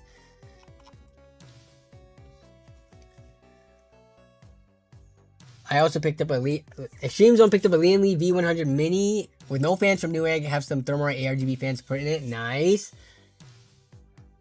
Are you gonna let the girls watch the classic Sesame Street, Blue's Clues, Arthur?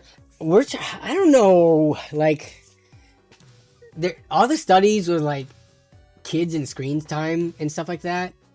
I know some of those are like learning based ones, but I'm deathly afraid of having an iPad kid. I don't want to have the girls be so reliant on screen time that like they'll get to the point where they'll throw tantrums unless they get it. Which I know it's like, oh, just be a good parent. Being a good parent is not as simple as just saying to be a good parent. You actually have to, you know, you got to be mindful about this kind of stuff. And I feel like with screen time and TV, it's such a slippery slope. Like, I was a kid at one point in time. I know how addictive TV and video games were. And I do not want my kids to be like that with the iPad, with the phone, with watching stuff on TV. So we really limit what they don't even watch TV right now. But when it comes time where they're old enough to understand, like Sesame Street and Blue's Clues, Arthur, I think those shows are all fine, but I don't know how frequently we would allow them and how much we would allow them to watch per day or week. But I mean, right now it's mostly books. We got a ton of baby and kid books for them. They're looking through them. We're reading them to them and stuff like that. We're not letting the screen teach the kids right now, and we're trying our best to stay away from that. But I know it's one of those things where they're gonna grow up and they're gonna see other kids have it and they're gonna want it type things. So we'll cross that bridge when we get there. Didn't know you were a Guild Wars guy. I am a WoW player. I enjoy MMOs.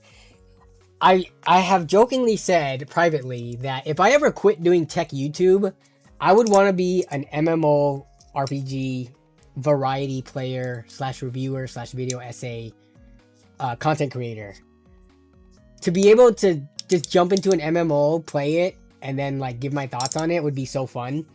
But no, I've hopped around to lots of MMOs. I've played Final Fantasy 14. This was back during Heavensward, so it has been many years. I've played so many MMOs you probably have never even heard of because they were free Asian MMOs. No, I'm a huge MMO player, and I did play Guild Wars. I did not play Guild Wars 1 because during that time I was on WoW Classic or Vanilla back in the day. But I got Guild Wars 2 when it came out in 2012.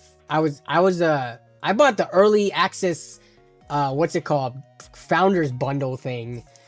I get a free ring every time I make a new character. But then, so I played Guild Wars 2 for probably a year and a half or two before the first expansion came out. And then I stopped. I probably went back to WoW and played other MMOs during that time. But yeah, no, Guild Wars 2 has been very fun. I've been playing it. I beat the Path of Fire expansion just recently, which means that I have been putting in some time into it. The expansions are relatively short. And I'm excited for Guild Wars 3. Yeah. MMO, like, if I had to list my top favorite genres of games, MMORPGs are the top. What's after that? Open world sandbox type games, survival looters, probably those. So yeah, I like open world games. That my top 3 genres for video games are open world. I've asked before. No. I don't play many games. But I have this weird thing where, like, I'm not playing a lot of games, especially these days because I'm busy.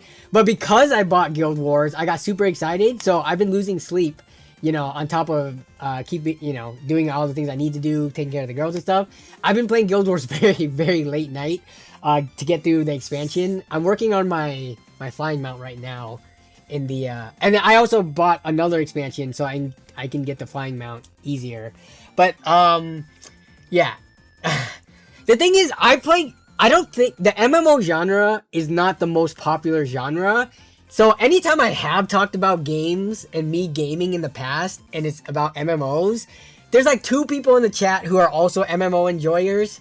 And then everybody else is like, they like their single player games or they like their Fortnites or Minecrafts and other stuff that those games I don't play. But you want to talk to me about MMOs? Dude, if I could just stream playing MMOs, that would be the best thing in the world. It would be so fun for me.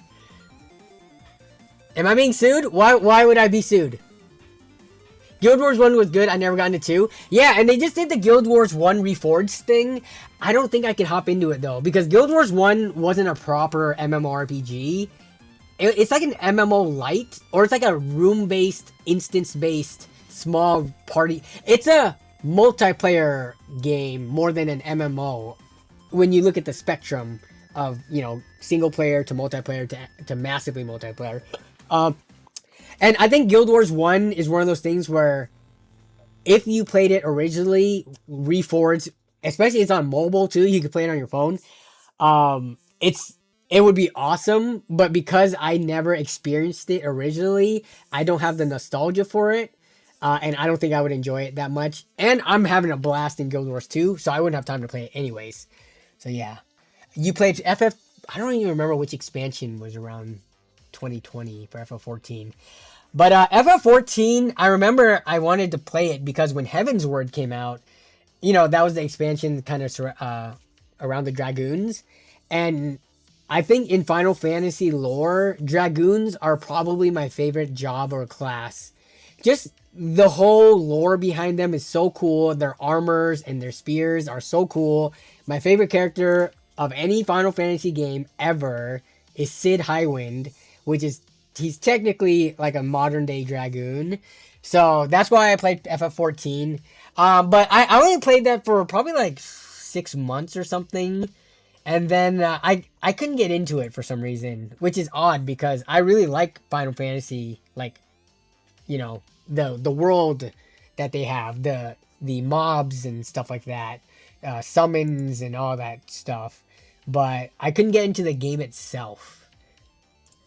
It felt a little stiff compared to WoW for some reason.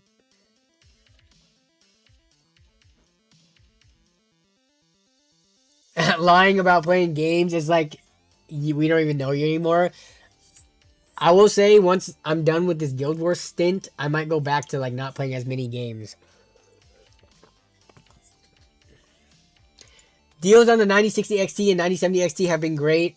I'd wait till you can find... Oh, wait, what's this question? I want to change my GPU from a 3050 8 gig to 5060 Ti 16 gig or 9060 16 gig. What do you think I should get in this Rampocalypse? So Beastie said, deals on the 9060 XT and 9070 XT have been great. They were great last week. I haven't checked this week. We can take a look now. But I think these are going for like 450, around 450, 430, 460. Okay. So 9070, yeah, after cashback. So you want, how much are you trying to spend? Aren't 5060 Ti's like really expensive and you could almost get a 9070 non-XT for that price? 16 gig, let me see. How much are these things? Yeah, dude. The lowest price 5060 Ti right now on Newegg. It doesn't look like there's any instant rebates. So you're looking at like mid 500s, like 550, 560, 570. Where's the 9070? You can get, dude, these are still going for MSRP. I don't care if this only has 12 gigabytes of VRAM. Oh wait, no, it's the GRE. No, that's not the one we want. Sorry. I was about to say, wait. Yeah, those ones should be going for like 600. No, GRE's for 600. What's going on? Here's a non-GRE one. XFX. 9070 non-GRE. Sorry. So $10 more between the other 5060 Ti. Yeah, and this one you get the 16 gigs of RAM. Sorry, the GRE threw me off for a second. So we don't have to not care about the VRAM because you're getting the same amount of VRAM here. Now, if you do want NVIDIA, I get it. I could have sworn though. How much are 5070s going for? Don't tell me they're cheaper than 5060 Ti's just because they have less VRAM. You can get refurbished ones, refurbish, open box, 630. Okay, so yeah, the 5070 price has gone up. I don't know, so you were okay with getting a 9070 XT though? You don't, or 9060 16 gig. You're okay with that? I would just say, go ahead and get the, go ahead and just get this one. It's almost the same price as a 5060 Ti 16 gig that you're considering anyways. Hey, Icon, what's up? Long time no see. How you doing?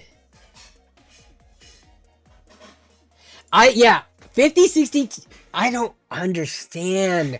Why would you ever tier your cards in a way where a lesser tier card has more VRAM?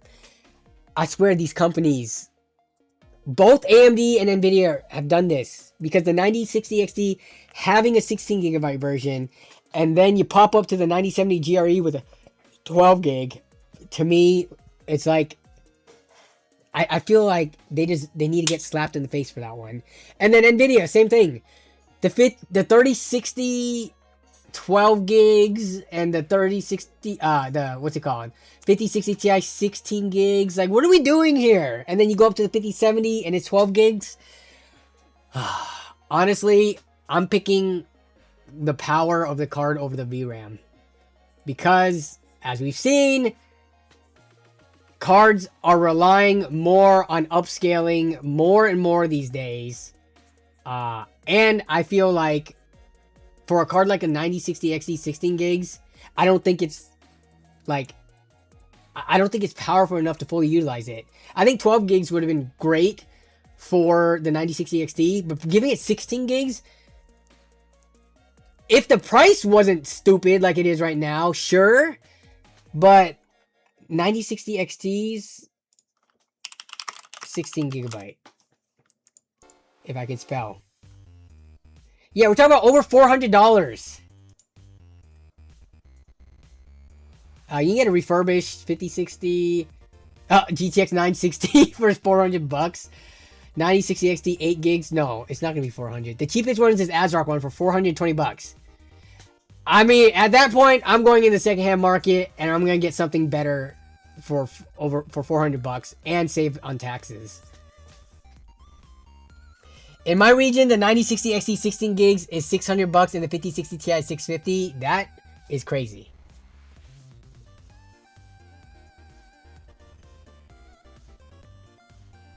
I would have bought something during Prime Day if I was in the market. The 5070 was $550 on Newegg. Yeah. Yeah, I think we pulled that deal up. We even linked it in the description of last week's stream. Oh, sorry. Dude, what? Citrus. Yeah, YouTube did that thing where they changed the name. I totally forgot. Yes. Dude, the family's doing good. What have you been up to? Thank you for your unwavering support. I appreciate it. You've been holding that channel membership down. Because plebs buy them, that is true. And no, I wouldn't consider people who buy them plebs, but it's just like, not everyone's comfortable with the used market, unfortunately, and not everybody has a used market around them, especially in other countries where this stuff is just not as cheap as compared to the US. So I understand there are people in the market for them, even though it might not be the best value proposition, but they can't afford the better stuff sometimes, so yeah. Yeah, dude, $420 for a 9060 series card.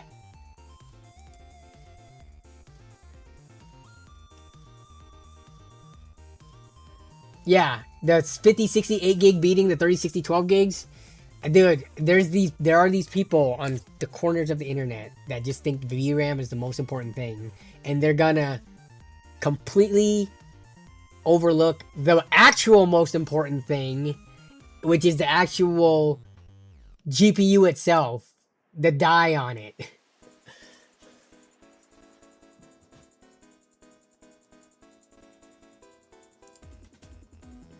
The 9060 XT was only worth it when it was floating around 350, and it was definitely sitting there for most of its life. Yeah. With all the cards I've ran, the current gens, the 9060 XT 16 gigs and 5070 are the best value even now. Look, I've never had problems with the 5070. The biggest complaint I think most people had about it was the 12 gigs of VRAM.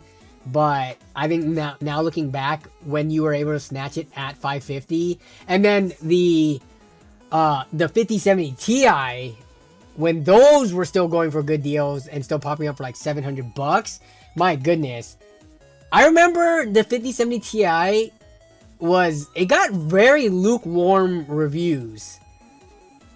Why did it? I'm trying to think back why. I think it's because when you compared the 5070 Ti to the 9070 XT, which at the time, so both has 16 gigs of VRAM, but the 9070 XT outperformed it for like $50 to $100 less. People were like all pointing to AMD. But then when the shortage happened, all of a sudden, when you could find a good deal on a 5070 Ti, people were like, we're all happy with it. I don't know. I remember from the beginning, I made a YouTube short saying you could not say the 5070 Ti was a mediocre or bad product when it is not that far behind the 9070 XT.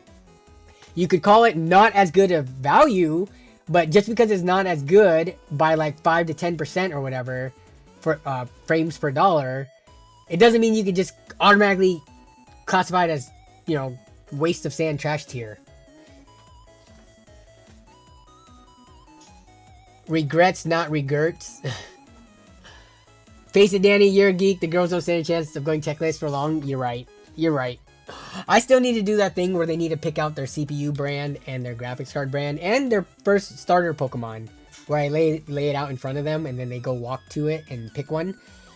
I kind of missed the boat on doing it while they're crawling because they started walking at like 11 months, but we'll see if I can do one with them walking. But yeah, no, these girls, they are definitely going to be spoiled when it comes to the tech stuff, but I'm still going to be very like mindful of how I do it. Like their first PCs are going to be freaking budget optiplexes or something like that, and they can earn their way to nice RGB and glowing and stuff.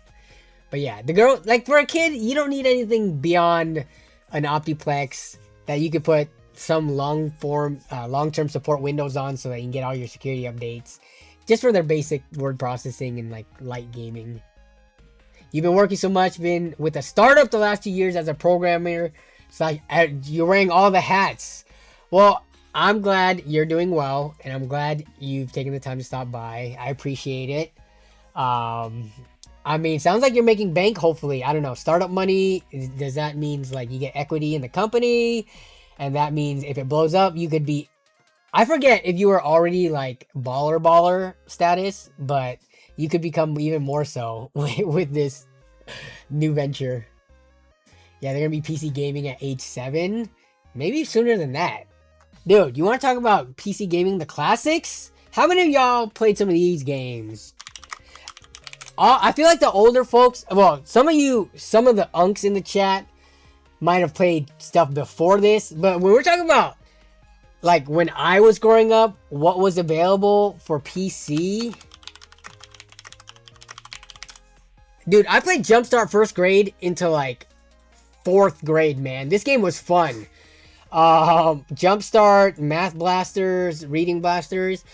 I don't know if they really make these games anymore. Like, what year was this? Math Blaster 1. Can I go to the wiki article? This came out in 1993, but I played it when I was like 6-7 years old or whatever. Treasure. So a lot of these games had like puzzle. Oh man, I think I have the original CD for this. So a lot of these games had like little puzzles for you to do.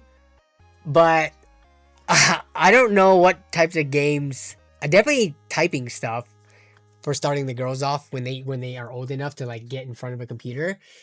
Oh man, I could build them a setup side by side. I'm kind of excited for that. I don't know where it's gonna be, if it's gonna be in their room or down here in my office, but I haven't even thought about that yet.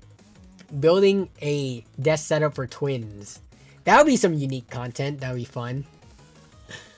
But yeah, so I'm trying to think of what else I played. Putt Putt.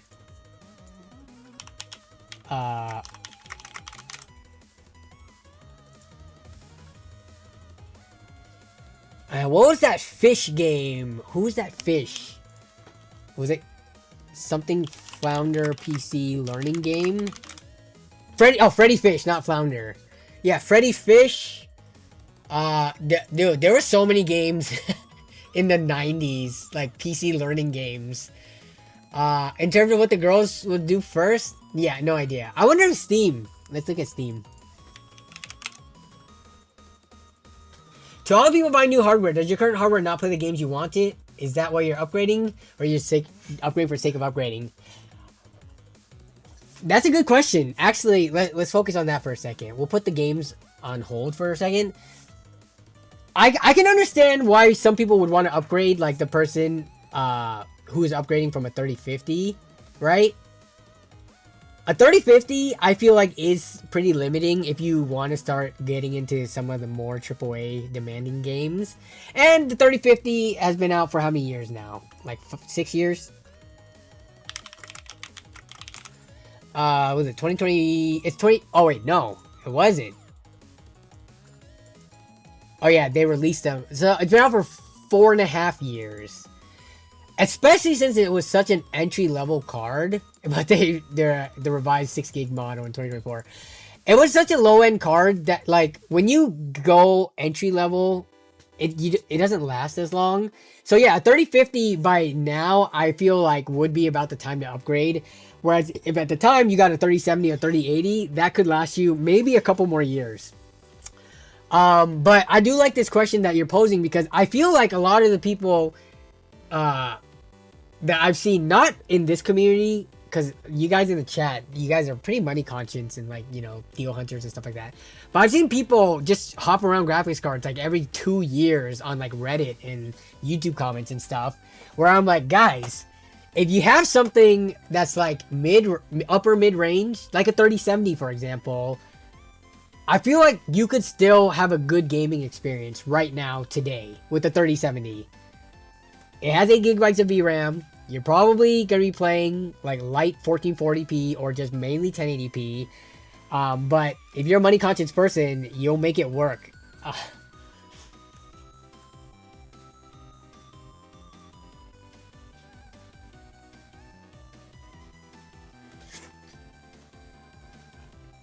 Hey, what's up, Dispatcher Gaming? I just saw your waving. Sorry I'm late to that. Let's talk about PC rigs, but not play games. Why else do we get PCs? Lol. Have you heard my spiel about that? I think the average, at least modern commenter on YouTube and Redditor in the PC tech space spends more time complaining about stuff, talking crap about one company or the other, everything else aside from using their computer to play games. People in the PC tech space today, I'm not saying everybody, but a large number of them aren't interested in using their own PC for what a PC is used for. They're just interested in joining the mob mentality, complaining about whatever the next thing is to complain about, which I understand. The RAM situation, the prices on SSDs, that sucks and stuff like that. But you can't put all of your waking hours and energy just constantly floating around these communities and just like, you know, commenting and just taking part in that as opposed to enjoying your PC. Now, if you don't have a PC, then there are ways to get a PC for reasonable prices still right now. Like, you don't have to buy brand new DDR5 RAM. You don't need the latest platform stuff. You don't need the latest graphics cards. As we just saw, Extreme Zone just sold a very capable gaming computer in his local market for like under $600. You could go and get a computer for similar price to performance as we could before the RAM apocalypse if you look hard enough. Like, and you don't have to play at max settings to enjoy PC gaming. It's not PC gaming only if you have the highest end specs and if you're only playing at 4K ultra settings. PC gaming also includes 1080p 60 gaming, which in my mind is not horrible at all. When, especially if you're the type of person who can't afford the latest and greatest things. Paying more for less is the American way, sigh. Not us. We know how to deal hunt. My PC gamer kid bought his own Optiplex 780 for his first PC, saved his money, and didn't even ask for help. How old? Are we talking someone who can get a actual, like a official job, which is what, 15, 16? What is the official working age that is not considered like child labor? Or are you talking about like doing chores around the house and stuff like that? Your PC gamer kid. Because like there's mowing the lawn and doing chores and stuff and getting allowance and, walking the neighbor's dogs to save up for something like that. Or there's getting your first job at fast food joint like McDonald's or Wendy's when you turn 16. And there's that avenue. But for yours, 10. There we go. Save Christmas. Yeah, birthday chores. Nice. Very nice. And, got an Optiplex as a first starter. Dude, for a 10-year-old, a system like this, I don't know what all the specs are into it, but I I would say that's plenty. Kids don't need the highest. Dude, if you're introducing your kids to high refresh rate gaming, then I'm calling that spoiled. Unless they paid for it with their own money. But even then, as a parent, I would probably like try to convince, like, when the girls are of age, and if they're into PCs and PC gaming, I would probably tell them, like, hey, just because you can afford a $400 4K 240 hertz monitor doesn't mean that you should buy it, right? Like, there's value to saving your money, having a backup reserve fund, and all those kinds of things. So yeah, I would definitely encourage them to do something like this. Like, get a cheap starter PC. I'll help you upgrade it over time if you need. You know, so long as you're doing your chores, getting good grades, and being a good kid. But yeah. GPUs and CPUs go for near the same on the used market, so I basically only spend a few bucks each time.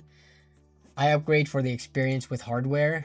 That is true. Yeah, you can buy and sell at the same price, like you just said. Or if you get a good deal, you could even profit a little bit if you decide to switch, and then you could sell a little bit more. At the time, I had a 6800 XT and upgraded to a 7900 XT, but did not need it to upgrade because I could game. Yeah, 6800 XT right now, I would say is still a good workable card. If you had a 6800 XT right now, I would say sit tight for the prices to go up even more. Because that's the way it's trending. Now, I kind of get why people have been upgrading even though they had capable systems. Because there is kind of like this fear around the corner of everything just getting crazy expensive as supply dwindles, supposedly.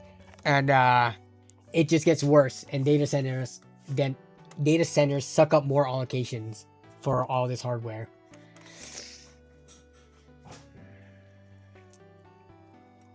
I upgraded because of the performance of my PC on Monster Hunter. The thing about Monster Hunter Wilds is even if you have a good PC with high-end specs, it still runs like dog water. I've run Monster Hunter Wilds on like a 9070 XT, and I'm like, what the hell is this performance still? At 1440p, like max settings. Like, how are you struggling to get 60 FPS?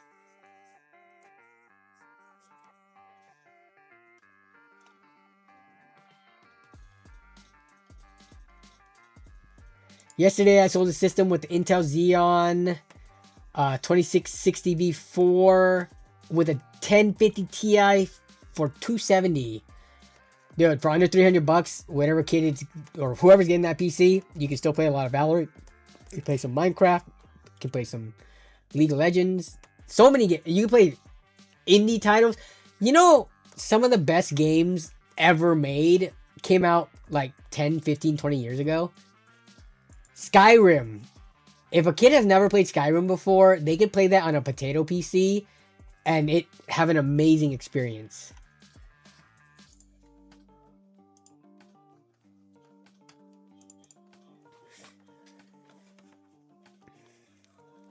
What's a really good budget PC case that actually looks good? Define budget. Because there's so many PC cases, but you kind of missed out on some of the Prime Day cases for like 30 bucks. Budget PC case, let's up to 60 bucks. So not that one. The meme case extraordinaire. Look at this one. What's the shipping on this though? Gam Diaz. Free shipping? Micro ATX Gam Diaz. What? How do you cool this thing? The bottom? There's no side. Yeah, there's no side. Who cares? On anything that's like a Ryzen 5, i5 or below, and like on a mid-range graphics card and below, this will cool it just fine. You could do top to back. Yeah. Even though there's no front or side intake, you can make this work. For how much? $35, and it doesn't look like complete butthole. It got a 3.5. So hear me out. This is just if you just need a box to throw your stuff in. and you want it for as cheap as possible. But let me see what else we got. I'm trying to find, this one looks pretty, oh, the Okinos Aqua. Okinos makes some good stuff. And this one, very similar, probably have to go some bottom to top or top to back cooling, which is fine. Fish tank, does not support any radiators. This one's 44 bucks. I don't know what your budget is. It would depend on how much you have to spend. Airflow, I kind of agree with you. Airflow is overrated. Like, it's not that it's overrated. It's that unless you have a straight up, like, you know, the OEMs like HP and Lenovo and Dell and stuff like that, their office tower PC cases actually has no airflow and no ventilation.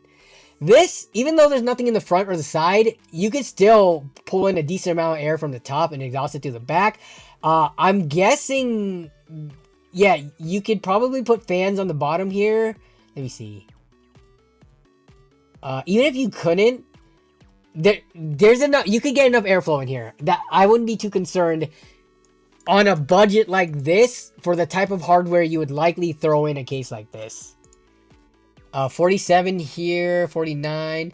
I mean, dude, you know how many cases we're gonna find? Just here. Ooh, look at this one, AeroCool, for 40 bucks, 3.3 stars. Man, how do these case manufacturers mess up? Making a case is not that difficult. All you gotta do is make sure that there's room to tuck cables somewhere. It holds all the parts, and you know, it doesn't just completely explode when the customer gets it.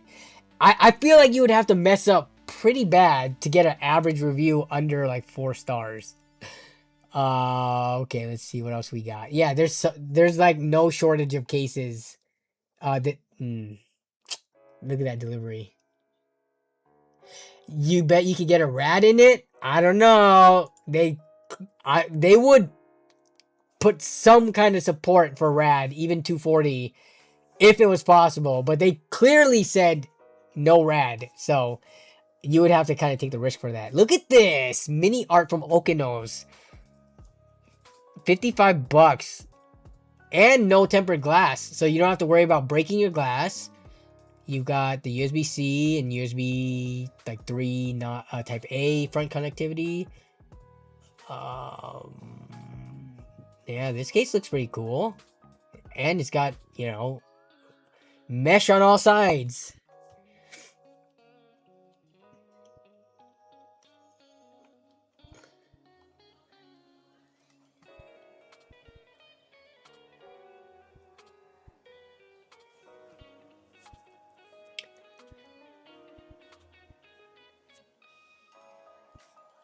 Yeah, the free shipping. Wait, where did it go? Here, let me get you a short link for that. Here, I'm calling you out, Smash TV Network. I think you're all talk. I want a picture with your signed name and the PC build after you build in this. You said you're gonna build in it. Oh wait, this isn't the one about the rad. I don't know which one you wanted me to link, but I linked you this one. This one does support a rad. The other one, I don't know where. No, this one right here. This coupon has 5% off. There would be no point in buying this when the other case is 35 bucks. But in case you wanted this one too, I expect you to. You said you're gonna build one. I don't know. I feel like you're big talk sometimes. Smash TV Network.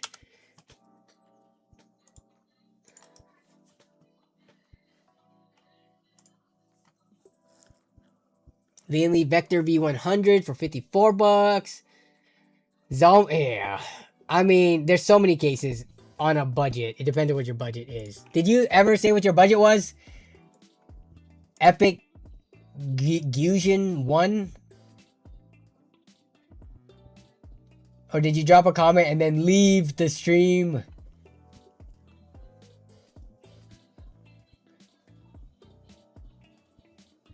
I'm planning to buy this laptop. What do you think about these specs? Asus ROG Strix G16. Intel Ultra 9. Okay. 5070 Ti. I mean, this is, I would consider this a high-end laptop. This is easily over $2,000. Yeah, you're talking about an Ultra 9 5070 Ti laptop. That's a RG Strix. How much is this? Like $2,500? Specs-wise, for 3D modeling, gaming, video editing, do I think it's worth buying? That's a loaded question.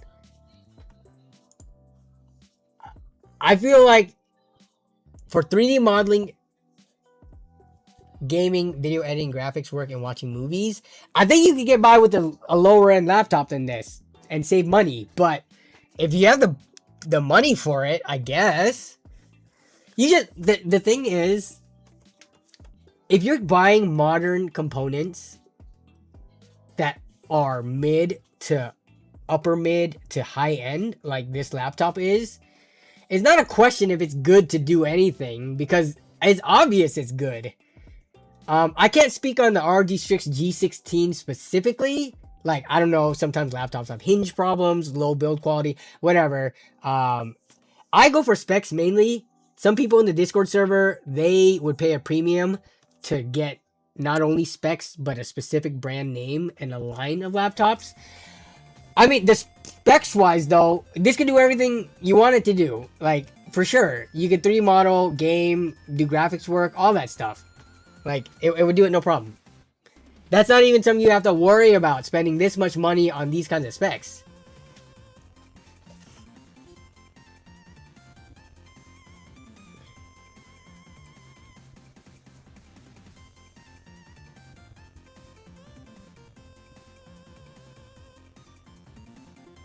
It will probably stutter watching movies while you're modeling. You think it's a busted deal?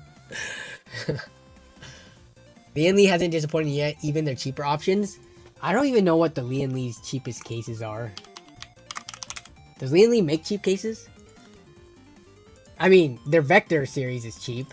But what's the cheapest Lynnwood case we can find?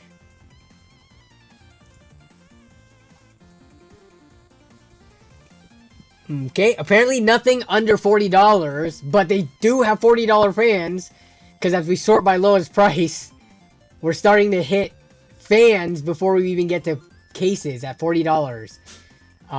But let's take a look next. And then we start hitting power supplies at $50. So yeah, Lynnwood cheapest case looks like the V100 Mini, at least right now. They may have had cheaper cases in the past, but in terms of what's available now and modern, $55 for their Vector V100 Mini, which is, I mean, I have not built in one yet. I have one. They actually sent me one when it came out. I just haven't had a build that could use it. But yeah, I mean, Lynnwood, if you are one of those types of people who want brand name stuff from a company that has a really long track record of releasing stuff that people like, and I think they're pretty drama free, right? Do we remember any drama with Lynnwood ever at all? I don't recall of any in the last decade. So yeah, kind of hard not to just, if you're looking for a case under $60, just buy this if you're okay with the form factor. For me, I don't know what, like, this little slant ramp thing, I'm not a fan of it. It's an aesthetic thing for me. I don't think it detracts from the case. If anything, it improves like the front chamber volume, and maybe they did some kind of tests with it that improved airflow. Whatever it is, I don't think it matters if you do this or if you just had a flat thing. I just think it looks a little weird, and especially with the slanted I/O ports on the side like that. I'm not a fan of it, but overall, I could still not be a fan, but think this is a good quality case.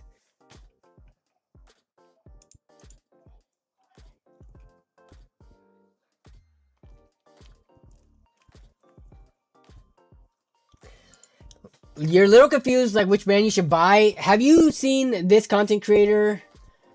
What is Jared's? This guy is probably one of the most well-known reviewers. You probably came across his videos. You had to if you were shopping for it. I would listen to what this guy says. Does anyone know of any other content creators that focus specifically on laptop content? I think Jared's Tech might be the biggest, at least US-based one. to my knowledge, anyways.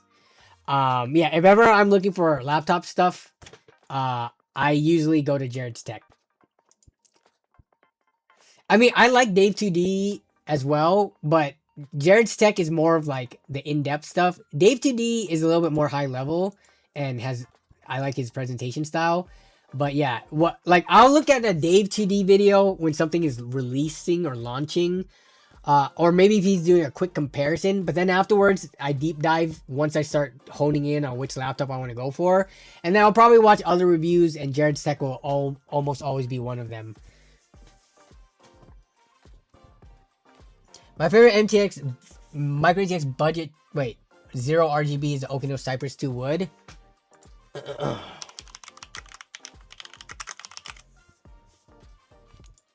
I like this case.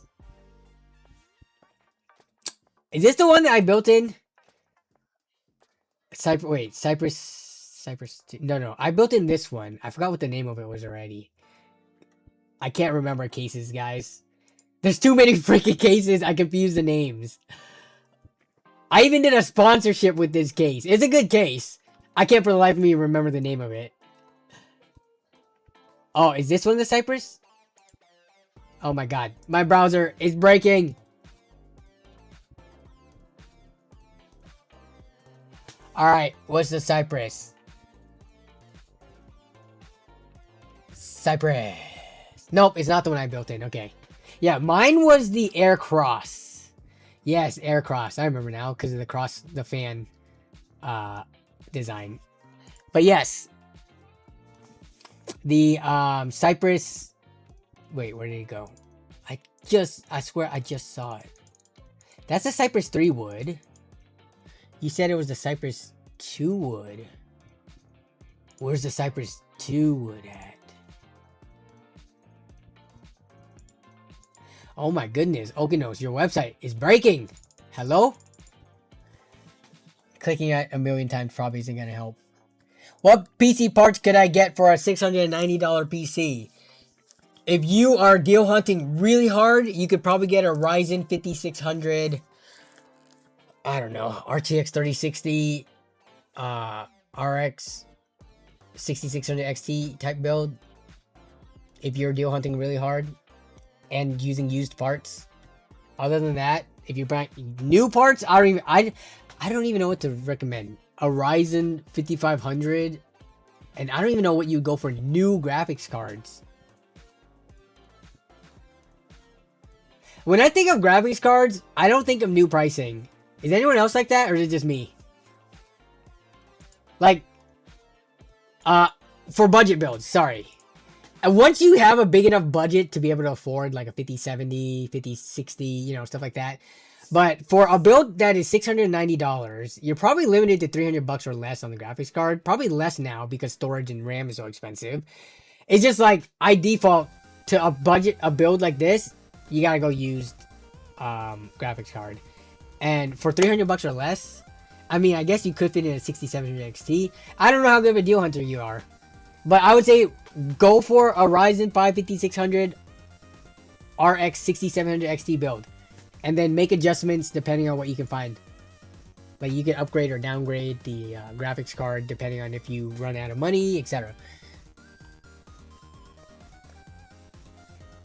I want more small cases, like small as they can make for micro ATX. Yes, I'm a fan of micro ATX cases that are borderline ITX size. And the thing that you have to design for is the motherboard. But once you get that, I don't mind if it doesn't have radiator support. See, the thing, I think the issue with all these companies and the cases that they're releasing, they're getting better now. They're releasing smaller cases now. But for the longest time, when a company released a micro ATX case, because they wanted to support radiators either in the front or the top, the footprint just and the volume just got so big to accommodate for those things, even though the motherboard itself did not require all that room. So then what you get are cases with like really weird space in them. Let me see if I can find let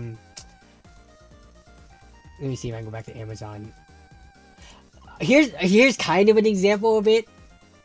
Like this is a micro ATX case, but this is borderline a mid tower ATX case. The fact that they wanted to give the support for the long graphics card, which, dude, come on. People who want mini builds, they're going to be throwing in smaller graphics cards in it. So, we don't need that graphics card length support. And we don't need the side intake fans being turned sideways like this. As opposed to if they were on the front, because they're shallower. You could cut off so much space here. And a lot of micro ATX cases, to save room, they're getting rid of the power supply basement, and they're just mounting it in like the same chamber in the front or something. So yeah, I agree with you, Beastie Kato. I think that I don't like seeing micro ATX cases like this because it's too close to a mid tower. I want them closer to ITX, and it's doable. We've seen a number of manufacturers coming out with micro ATX cases that are like that now.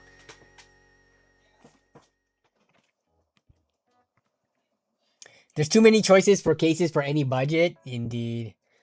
I used Yardstick for my purchase decisions for my Lenovo laptop a couple years ago. What up, Unc Ken? What up? How you doing? Welcome to the stream. Glad to see you.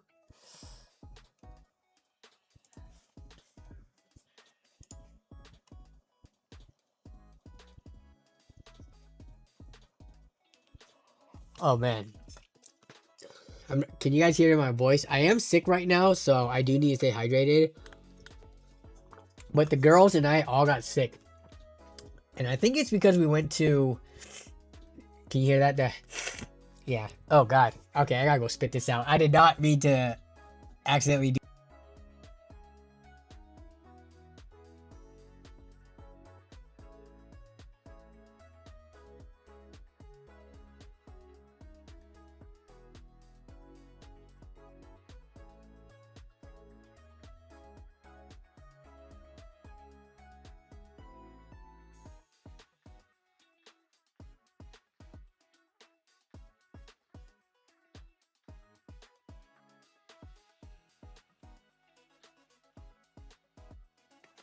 But yeah, we went to this like play cafe thingy, which was like a playground indoors for kids, and you know, so they're touching all over the stuff, and there's a bunch of other kids there. So it was our first time doing that in like an indoor play park type thing. We usually take them to the park, like outdoor park and stuff, but we wanted to try out this indoor one. And like 2 days later, the girls and me got sick. So I don't know if it was related, but it's one of those things now, I guess, that we gotta get used to them getting sick because, you know, they touch everything, they put things in their mouth, and when they go to places surrounded with like, you know, a bunch of other kids, people probably take their kids there unknowingly sick. So yeah, getting sick in the summer kind of sucks. But so we've been going through it. We've had to suck their boogers out night after night and stuff like that. I was so close to canceling today's stream. I was just not feeling it. I was like, I feel sick and I'm tired, and we were going to Costco and I was running late anyways. I was so ready to send out a message to cancel the stream. But I'm glad we did the stream. Danny's Hak Tui Tectiano. Built a micro ATX PC with the TechWare Fusion Air M2. What is this? Is this like a specialty case? Wait. This looks just like... What was the case that we just saw? Was that a Montech or a Gamdius one? This looks... With the mesh on the side and the front? We just pulled up a case earlier that looks like this. I think we already scrolled past it, but I've never heard of this company.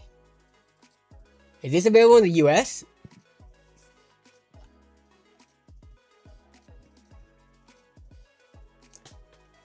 So this is a micro ATX tower. Okay, interesting. High airflow, small form factor mesh case. Where is this company? Where? Oh, Tech. Yeah, so global. Even though it says global, global is like So Philippines, Malaysia, Singapore, Indonesia, UK. Yeah, that's why I had not heard of this company, because I don't think they have a presence. We'll see. Do they have a presence in the US? They have peripherals. Where's the cases? So techwear for Amazon US, they do have something here. Where's the cases? Casing accessories? Cases, here we go. I've never come across this brand. Currently unavailable, so you can't buy it. They only have one thing available on the Amazon store, and it's not in stock.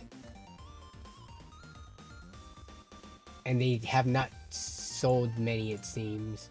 But also, dude, this freaking case right here, the most generic square cube fish tank box. You know, this, I guarantee you, they bought the design from whatever company originated this design from. There's like 9 different case manufacturers that has this exact case. How much was this thing going for? Okay, looks like it's not. There's no pricing history because it's not available. Yeah, okay. But they pretty much have no presence in the US, it looks like. I have a TechWare keyboard, says Kale. I'm not currently using it, but I have one, lol. And yeah, I can't say I've ever heard of this company, which doesn't mean that, you know, they never existed or like they're not a big company. But for all the streams that we've done, that we've looked through cases, you know, all the content that I've made, and when I go on Amazon to buy stuff that I need for builds and stuff like that, this name does not stand out to me. So interesting. But the other case that you were talking about specifically, this case looks pretty solid. Yeah, I think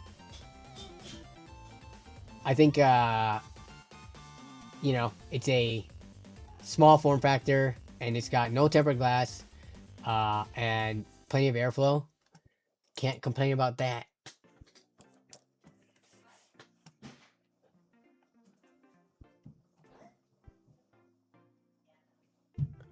It's a mass manufactured case seen on Alibaba. It's literally $9 for the case. Wait, what are you talking about? You talking about like that's their cost landed, or we can't get it for $9, right? Or you mean you saw it over there for $9? I don't think we could purchase that for $9 even on those websites, because even if it's listed at $9, shipping is gonna be like $50. They make up for it somehow. They will charge you an arm and a leg for that, and that'll cover their low cost of the case.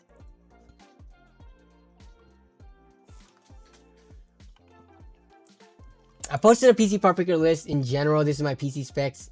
If I was to sell it, okay, let's take a look. PC part picker list.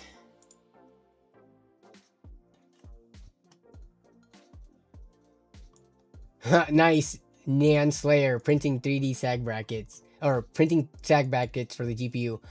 Okay, you want to sell this thing, 7700X. May I ask why you're selling it?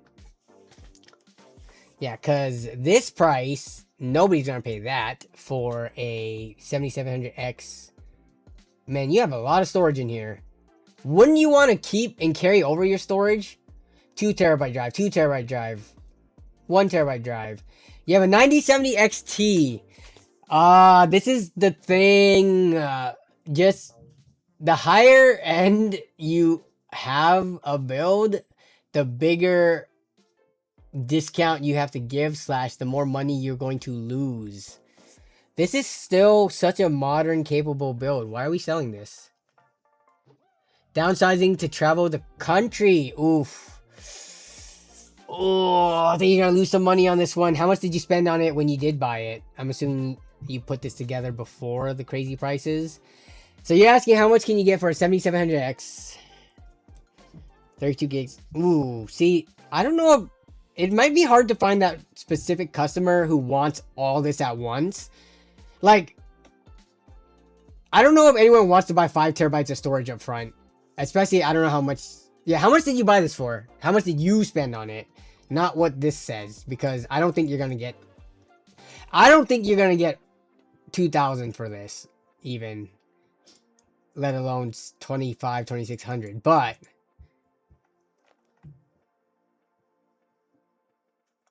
back before the prices went crazy, a build like this would have been like, what, $1,700 or something? I'm trying to see if there's anything else I'm missing in here. 5,000D, be quiet, 1,000. You got a titanium power supply, but that's not even that expensive, even new, 234. What are we thinking, chat? If you were to sell this whole build as is right now, I was about to say 1,800. I am even hesitant. If you sell this, I think the person who's gonna buy it is gonna be a PC flipper, and they're gonna tear this down and try to profit as much as they can from it, from the old pricing. I think if you could get exactly how much you spent on it back, you should be happy, because you just rented a PC for free. In some markets, if you're patient and willing to wait, you might be able to move it for 2,000 just because SSDs and RAM are so expensive. Or you could do the painful method of parting it out, but then you're gonna have to like list individual listings for SSDs and RAM, and then meet up with people. I'd say sell it as a whole. Get your $1,800 back. Give somebody a good deal. Make all your money back. You just got an interest-free rental PC. Recoup your costs and then leave it at that. Yeah, I think it's gonna take a while to sell if it's any more than 1,800. His storage is almost 900 based on brand new prices, but people are buying used SSDs in the secondhand market for less. Yeah, we cannot look at these prices and think, oh, just because, you know, Amazon has it for this much, some dude's gonna buy a used PC with these in it for the same price, right? So his storage, 2 terabyte, 2 terabyte, 1 terabyte, these aren't worth 320 as is right now. If somebody wanted that storage, they would go buy it from Amazon. So it's not worth $900. It's actually worth, I would say maybe these storage could go for like 200 a piece. So maybe the storage is worth closer to 500. But even then, I don't know if anyone like is looking to spend this kind of money, is looking to upfront buy 5 terabytes of storage at slightly inflated prices. You know what I'm saying?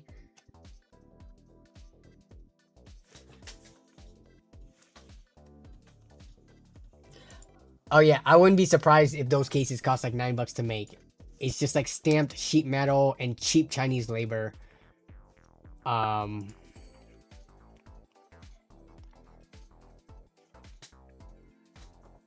Lol, DDR3 RAM kits on sale on Woot. Yeah. Yeah, I would say, here's the thing. You list it for 2,000. I think at 2,000, if someone was like savvy enough, they would just pick it up and they could flip things and use these storage in other builds that they're doing to like offload multiple builds that are Frankenstein from this. List it for 8,000, but if someone offers less, if it's 1,800, wait a little bit and then go for it. You won't lose money at the end of the day. I don't know if you're trying to profit from this. I think you can get your base money back, is all I'm trying to say. And everybody wins. Because of the crappy market right now, I wouldn't consider it like, you know, I wouldn't consider what, you know, you selling it at the same price you bought it for a bad thing. Because you're still helping somebody out with prices that they can't get right now if they wanted. You make your money back. Yeah.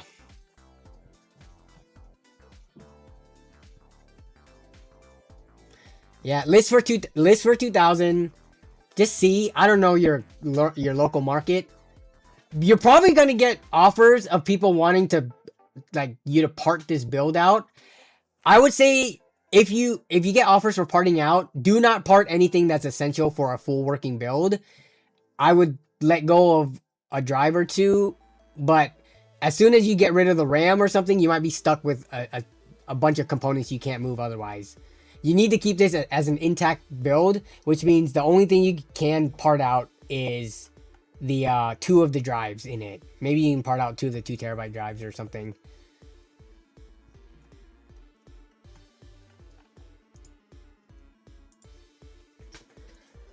Okay, let's see.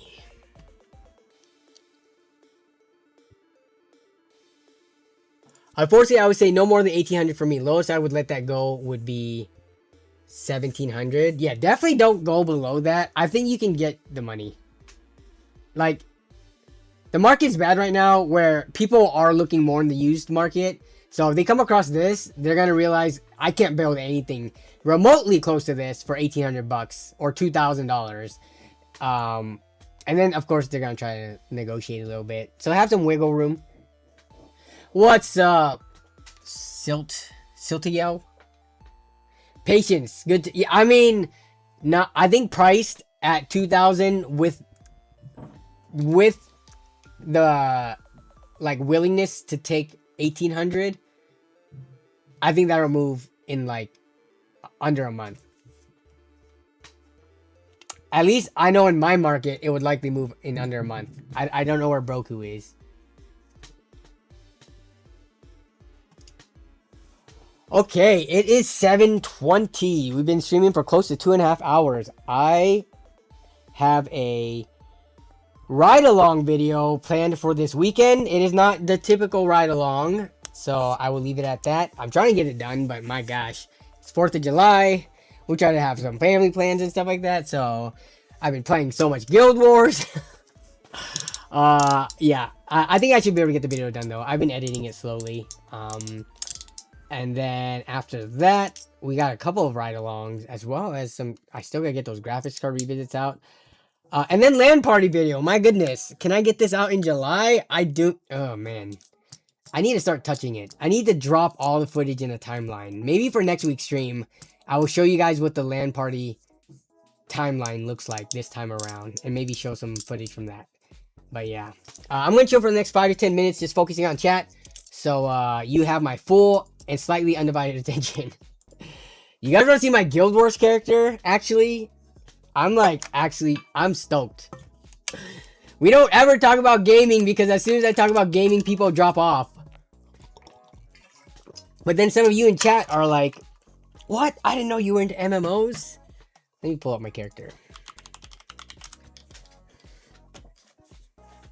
What up, Refused? A little late to the stream. You're working all day.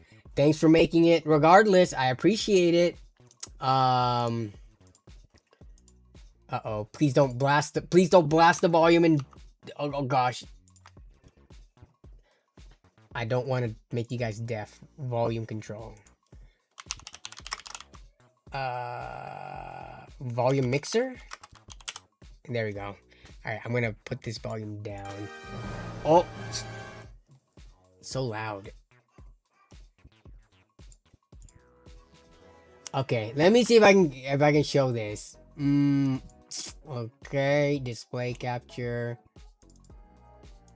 Okay, let me see if I can get this.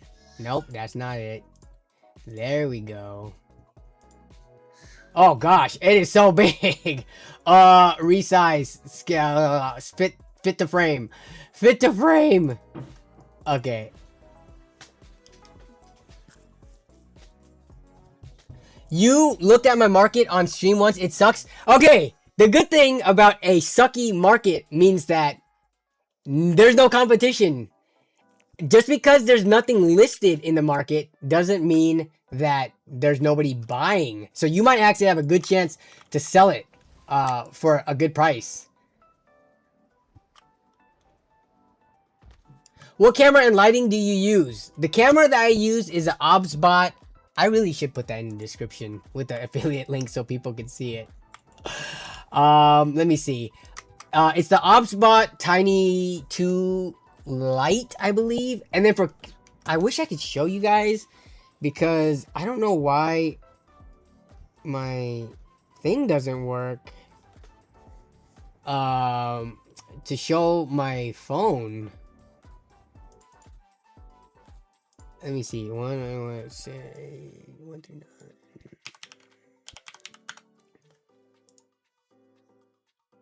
Yeah, it doesn't work. I need to look into this, but I don't use my lighting here. You see this? This is essentially, it's not on right now, but I have one over here right behind the camera that you can't see. But it's just one of these panels. That's it. You can buy these like 2 for 20 bucks or something on Amazon. I don't have a fancy lighting setup here. Actually, I don't want to move the camera because last time I did that, it disconnected it. But yeah, my lighting and camera setup, like the camera, I forget how much this camera goes for, like 120 or something like that. And I'm using like $20 lights. You don't need the nicest stuff to, unless you're talking about, so that's for the stream. For lighting, for my videos, I use a Canon R7, which is like a little bit, I think I bought these used. Otherwise it's like a $1,500 camera. I bought it for like $1,000. Canon R7. And then for these lighting, dude, my lighting setup is like the cheapest, whatever you can find on Amazon from no-name brands.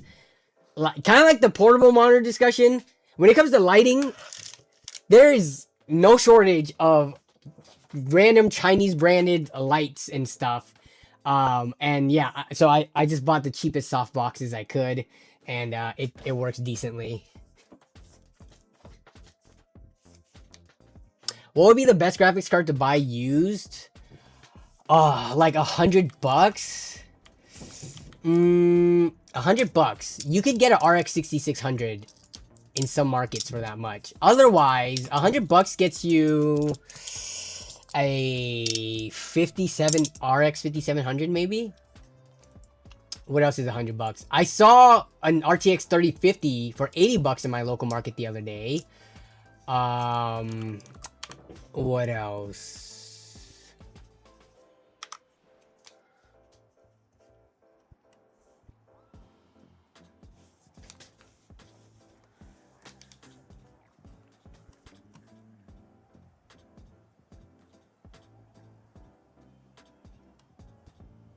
$2060.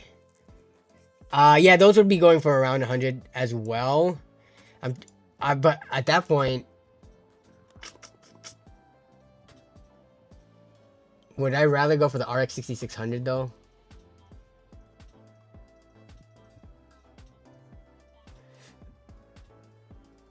The sucking market does have its perks if you are the seller.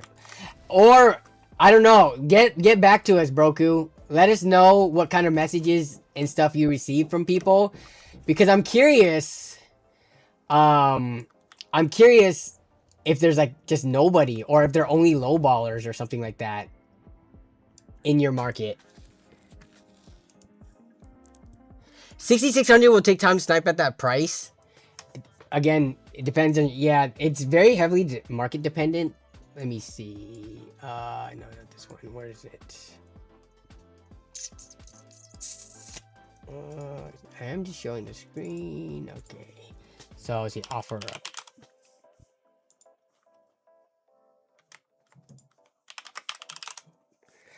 $6600 XT in Arlington from a rated seller. Powers on. Okay, it's a problematic card. It's like a Facebook Marketplace. I've been finding that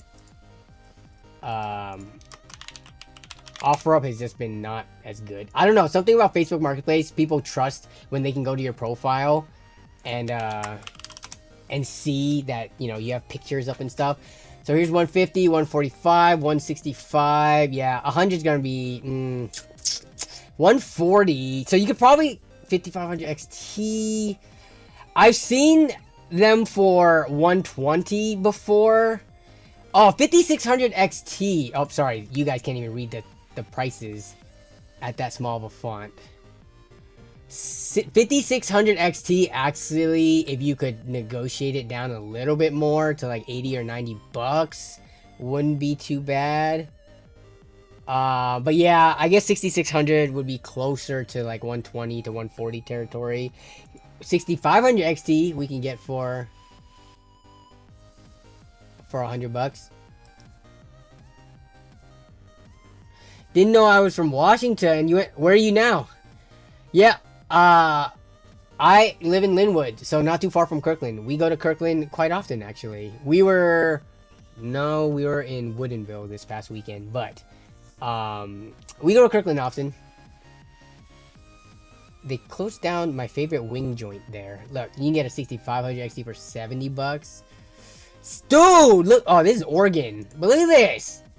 $200 for a 6700 XT. This was listed 5 weeks ago. I would imagine this would be gone by now, but my goodness, I would pick up a $200 6700 XT any day of the week. Hi girls, did they just wake up? Yeah, we're playing. Oh, hi. Hi. Okay, bye bye. That's in Astoria. Wanting to test a graphics card. Free. Wait, what? What is this listing? Wanting to test a graphics card in my PC. Hi, I was wondering if anyone would let me test my graphics card on their PC or let me use a graphics card while you're in my complex to see if my graphics card is faulty. Huh? I really need to get back into Windows, but I do not know. A day ago. I do not know what is going on with my PC. It doesn't show visuals anymore. Dude! I just want to make sure before I buy a new card. Bonus if you are selling a 3060 12 gig card for around $250. Thank you. Hopefully someone will return my complex. Huh! Dude, I would totally be down to do this. But I don't know if I have the time to. They'll likely find someone before then, especially with the holiday weekend coming up, and we got stuff for the family. Like, if they don't find someone within like a week, though, I would be down to do this. I think it'd be a fun video if they're down for it. Hopefully they would be, because I'm helping them out, so if they could help me out. I mean, I would be down to help them out either way if I had time. But I think also it would be a fun video. You know, coming to the tech rescue. You're in Virginia now, retired Navy, and you got stuck there? Wait, once you're retired, do you still have to, I mean, are you stuck because you like, stuck, not because of the military, but because of like family and, you know, your roots are tied down there now? Yeah.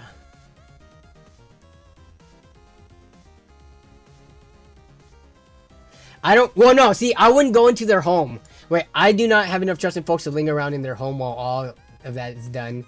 We could do it. Yeah, I would just have them come out to my car and we use the test bench to do it. Yeah, maybe I'll hit this person up.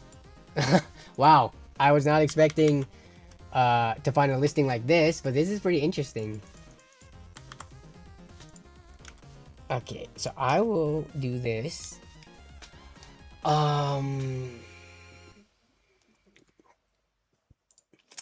But in terms of what cards you can buy for the price, 56, yeah, another 5600 XT for around $100. Man, what about 5700? Those 125 5700 XT. Then you try to negotiate down a bit. Yeah, $100. It's kind of a weird. Oh, here in Redmond, listed how. Pick up at Western Washington. Price is firm. You just need the money. Boom, $100, 5700 XT. I mean, you're pretty much going neck and neck with the 6600. I think this beats it in some cases. You just have zero ray tracing because there's no hardware ray tracing on it at all. It's not like the 6600 had good ray tracing anyways to begin with, so who cares? But yeah, something like this. What else we got here? 113. Okay, weird price, but sure. 57. Wow, here's another one. Kirkland. So these for the longest time were 120 to 140 bucks, but this one, I wonder if this is gone already. Yeah, here's a couple. But again, this is my local area. For 100 bucks, the answer is going to be different depending on where you are. Cards could be mined on though. Okay, so would you rather pick up a non-mined on card that's not as good? Or do you risk... Dude, everyone has their own comfort level. I have no problems with mined on cards. If I test it and there's no like, you know, Audible issues with the fans. There's no grinding. Everything, it passes a quick stress test. I think I would be okay with it. But I have the means to test and I have the means to check it out. Dude, any card from this era could be mined on. Any card you can think of that you have $100 for that's going to be competitive with this has the potential to be mined on NVIDIA or AMD. I know these were more popular because AMD, the AMD cards were more popular for a given time, but that's not to say NVIDIA cards weren't mined on either. So I don't think that really matters, at least in my opinion. Whoa, this was in California, but 57. This seems like there's a problem. No power, no display. So you're selling a broken card for $75. Cool.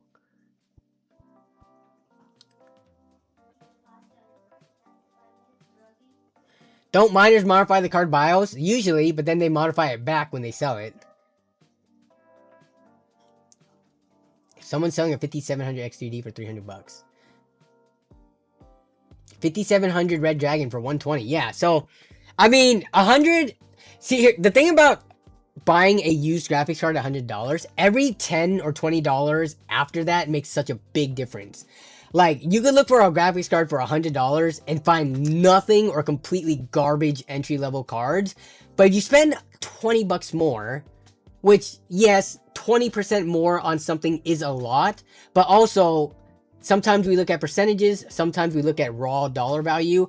Another $20 is not that much money for a part you're going to put in your computer and use for potentially the next few years. $20 more opens you up to a lot of other options, right? So yeah, the original question, $100, what should you buy? Whatever we just looked at right now, try to find something similar to that. It's really hard to give advice because everyone's market is so different. Ken just hit 65. Congrats. Happy belated birthday on Saturday. Dude, you have a birthday within a week. I don't want to give out what my birthday is, but my birthday was in the last week as well. So we have very close birthdays. Very close birthdays, I will say. But happy birthday, Unk. You just turned 65. I just turned 37. Oh wait, I read it wrong. This coming Saturday. Oh my god. I hit the big... Oh! You can see how I hit the big 65 on Saturday. That could be read as both future and past. Never mind. You're a July birthday. Get out of here. I don't want to talk to you anymore. No, I'm just kidding. I will wish you, if I can remember it, a happy belated birthday. Here's a happy early birthday. But I'll wish you a happy belated birthday next week as well. You can flash V-BIOS pretty easily. I would rather not have to deal with that in case, for whatever reason, you flash it and then there's problems because, you know, the card was problematic. I want them to do it so that when I test it, it's problem free. I don't want the risk of the card being problematic for gaming, but be fine for mining. I pick it up from them, I take it home, I flash the BIOS to a gaming BIOS, put it in my system, have a problem. Now we gotta deal with them not ghosting me, taking it back to return or whatever. So, yeah. I think if you're gonna be a miner and you're gonna sell a card, reflash it and make sure it's working as a gaming card.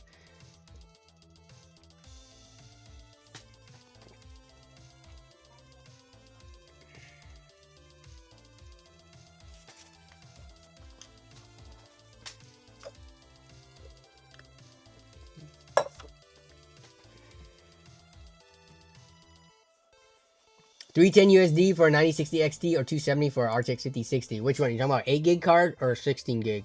I bet you that's gonna be a 8 gig 9060 XT, right? I'd take the 5060. There's no way you're finding a 16 gig 9060 XT for $310. I don't think, at least. This may be off topic, but I'm building my very first PC next week, and I'm excited to start building. That's not off topic. We talk about PC tech here. Congrats. Not sure what the specs are if you want to share them, but that's very exciting. Yeah, first PC build. Huge.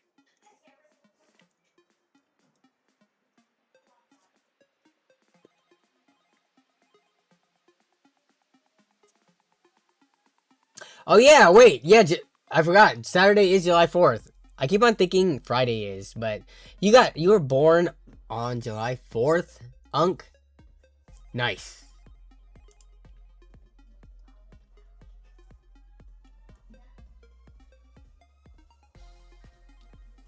It is late. It's right, 10:40, almost 11 there.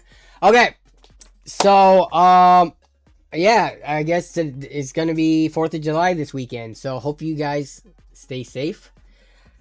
Don't blow any fingers off.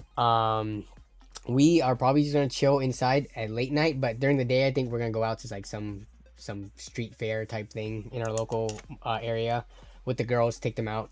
But yeah, I will try to get this video out this weekend. I don't know if I'm gonna release it on July 4th or maybe July 5th. We'll see. Saturday or Sunday, there should be a long form video, a ride along. But also, I'm gonna hit up this person. We'll see if we can make anything happen. Yeah, so you guys have a good holiday weekend if you're in the US and you celebrate that stuff. If you're not in the US, you know, have a good rest of your day anyways, and have a great weekend. And I'll see you guys same time, same place next week for stream, as well as in the Discord server and the comments of any new content dropping. So you guys take it easy, and I will catch you next time. Bye bye.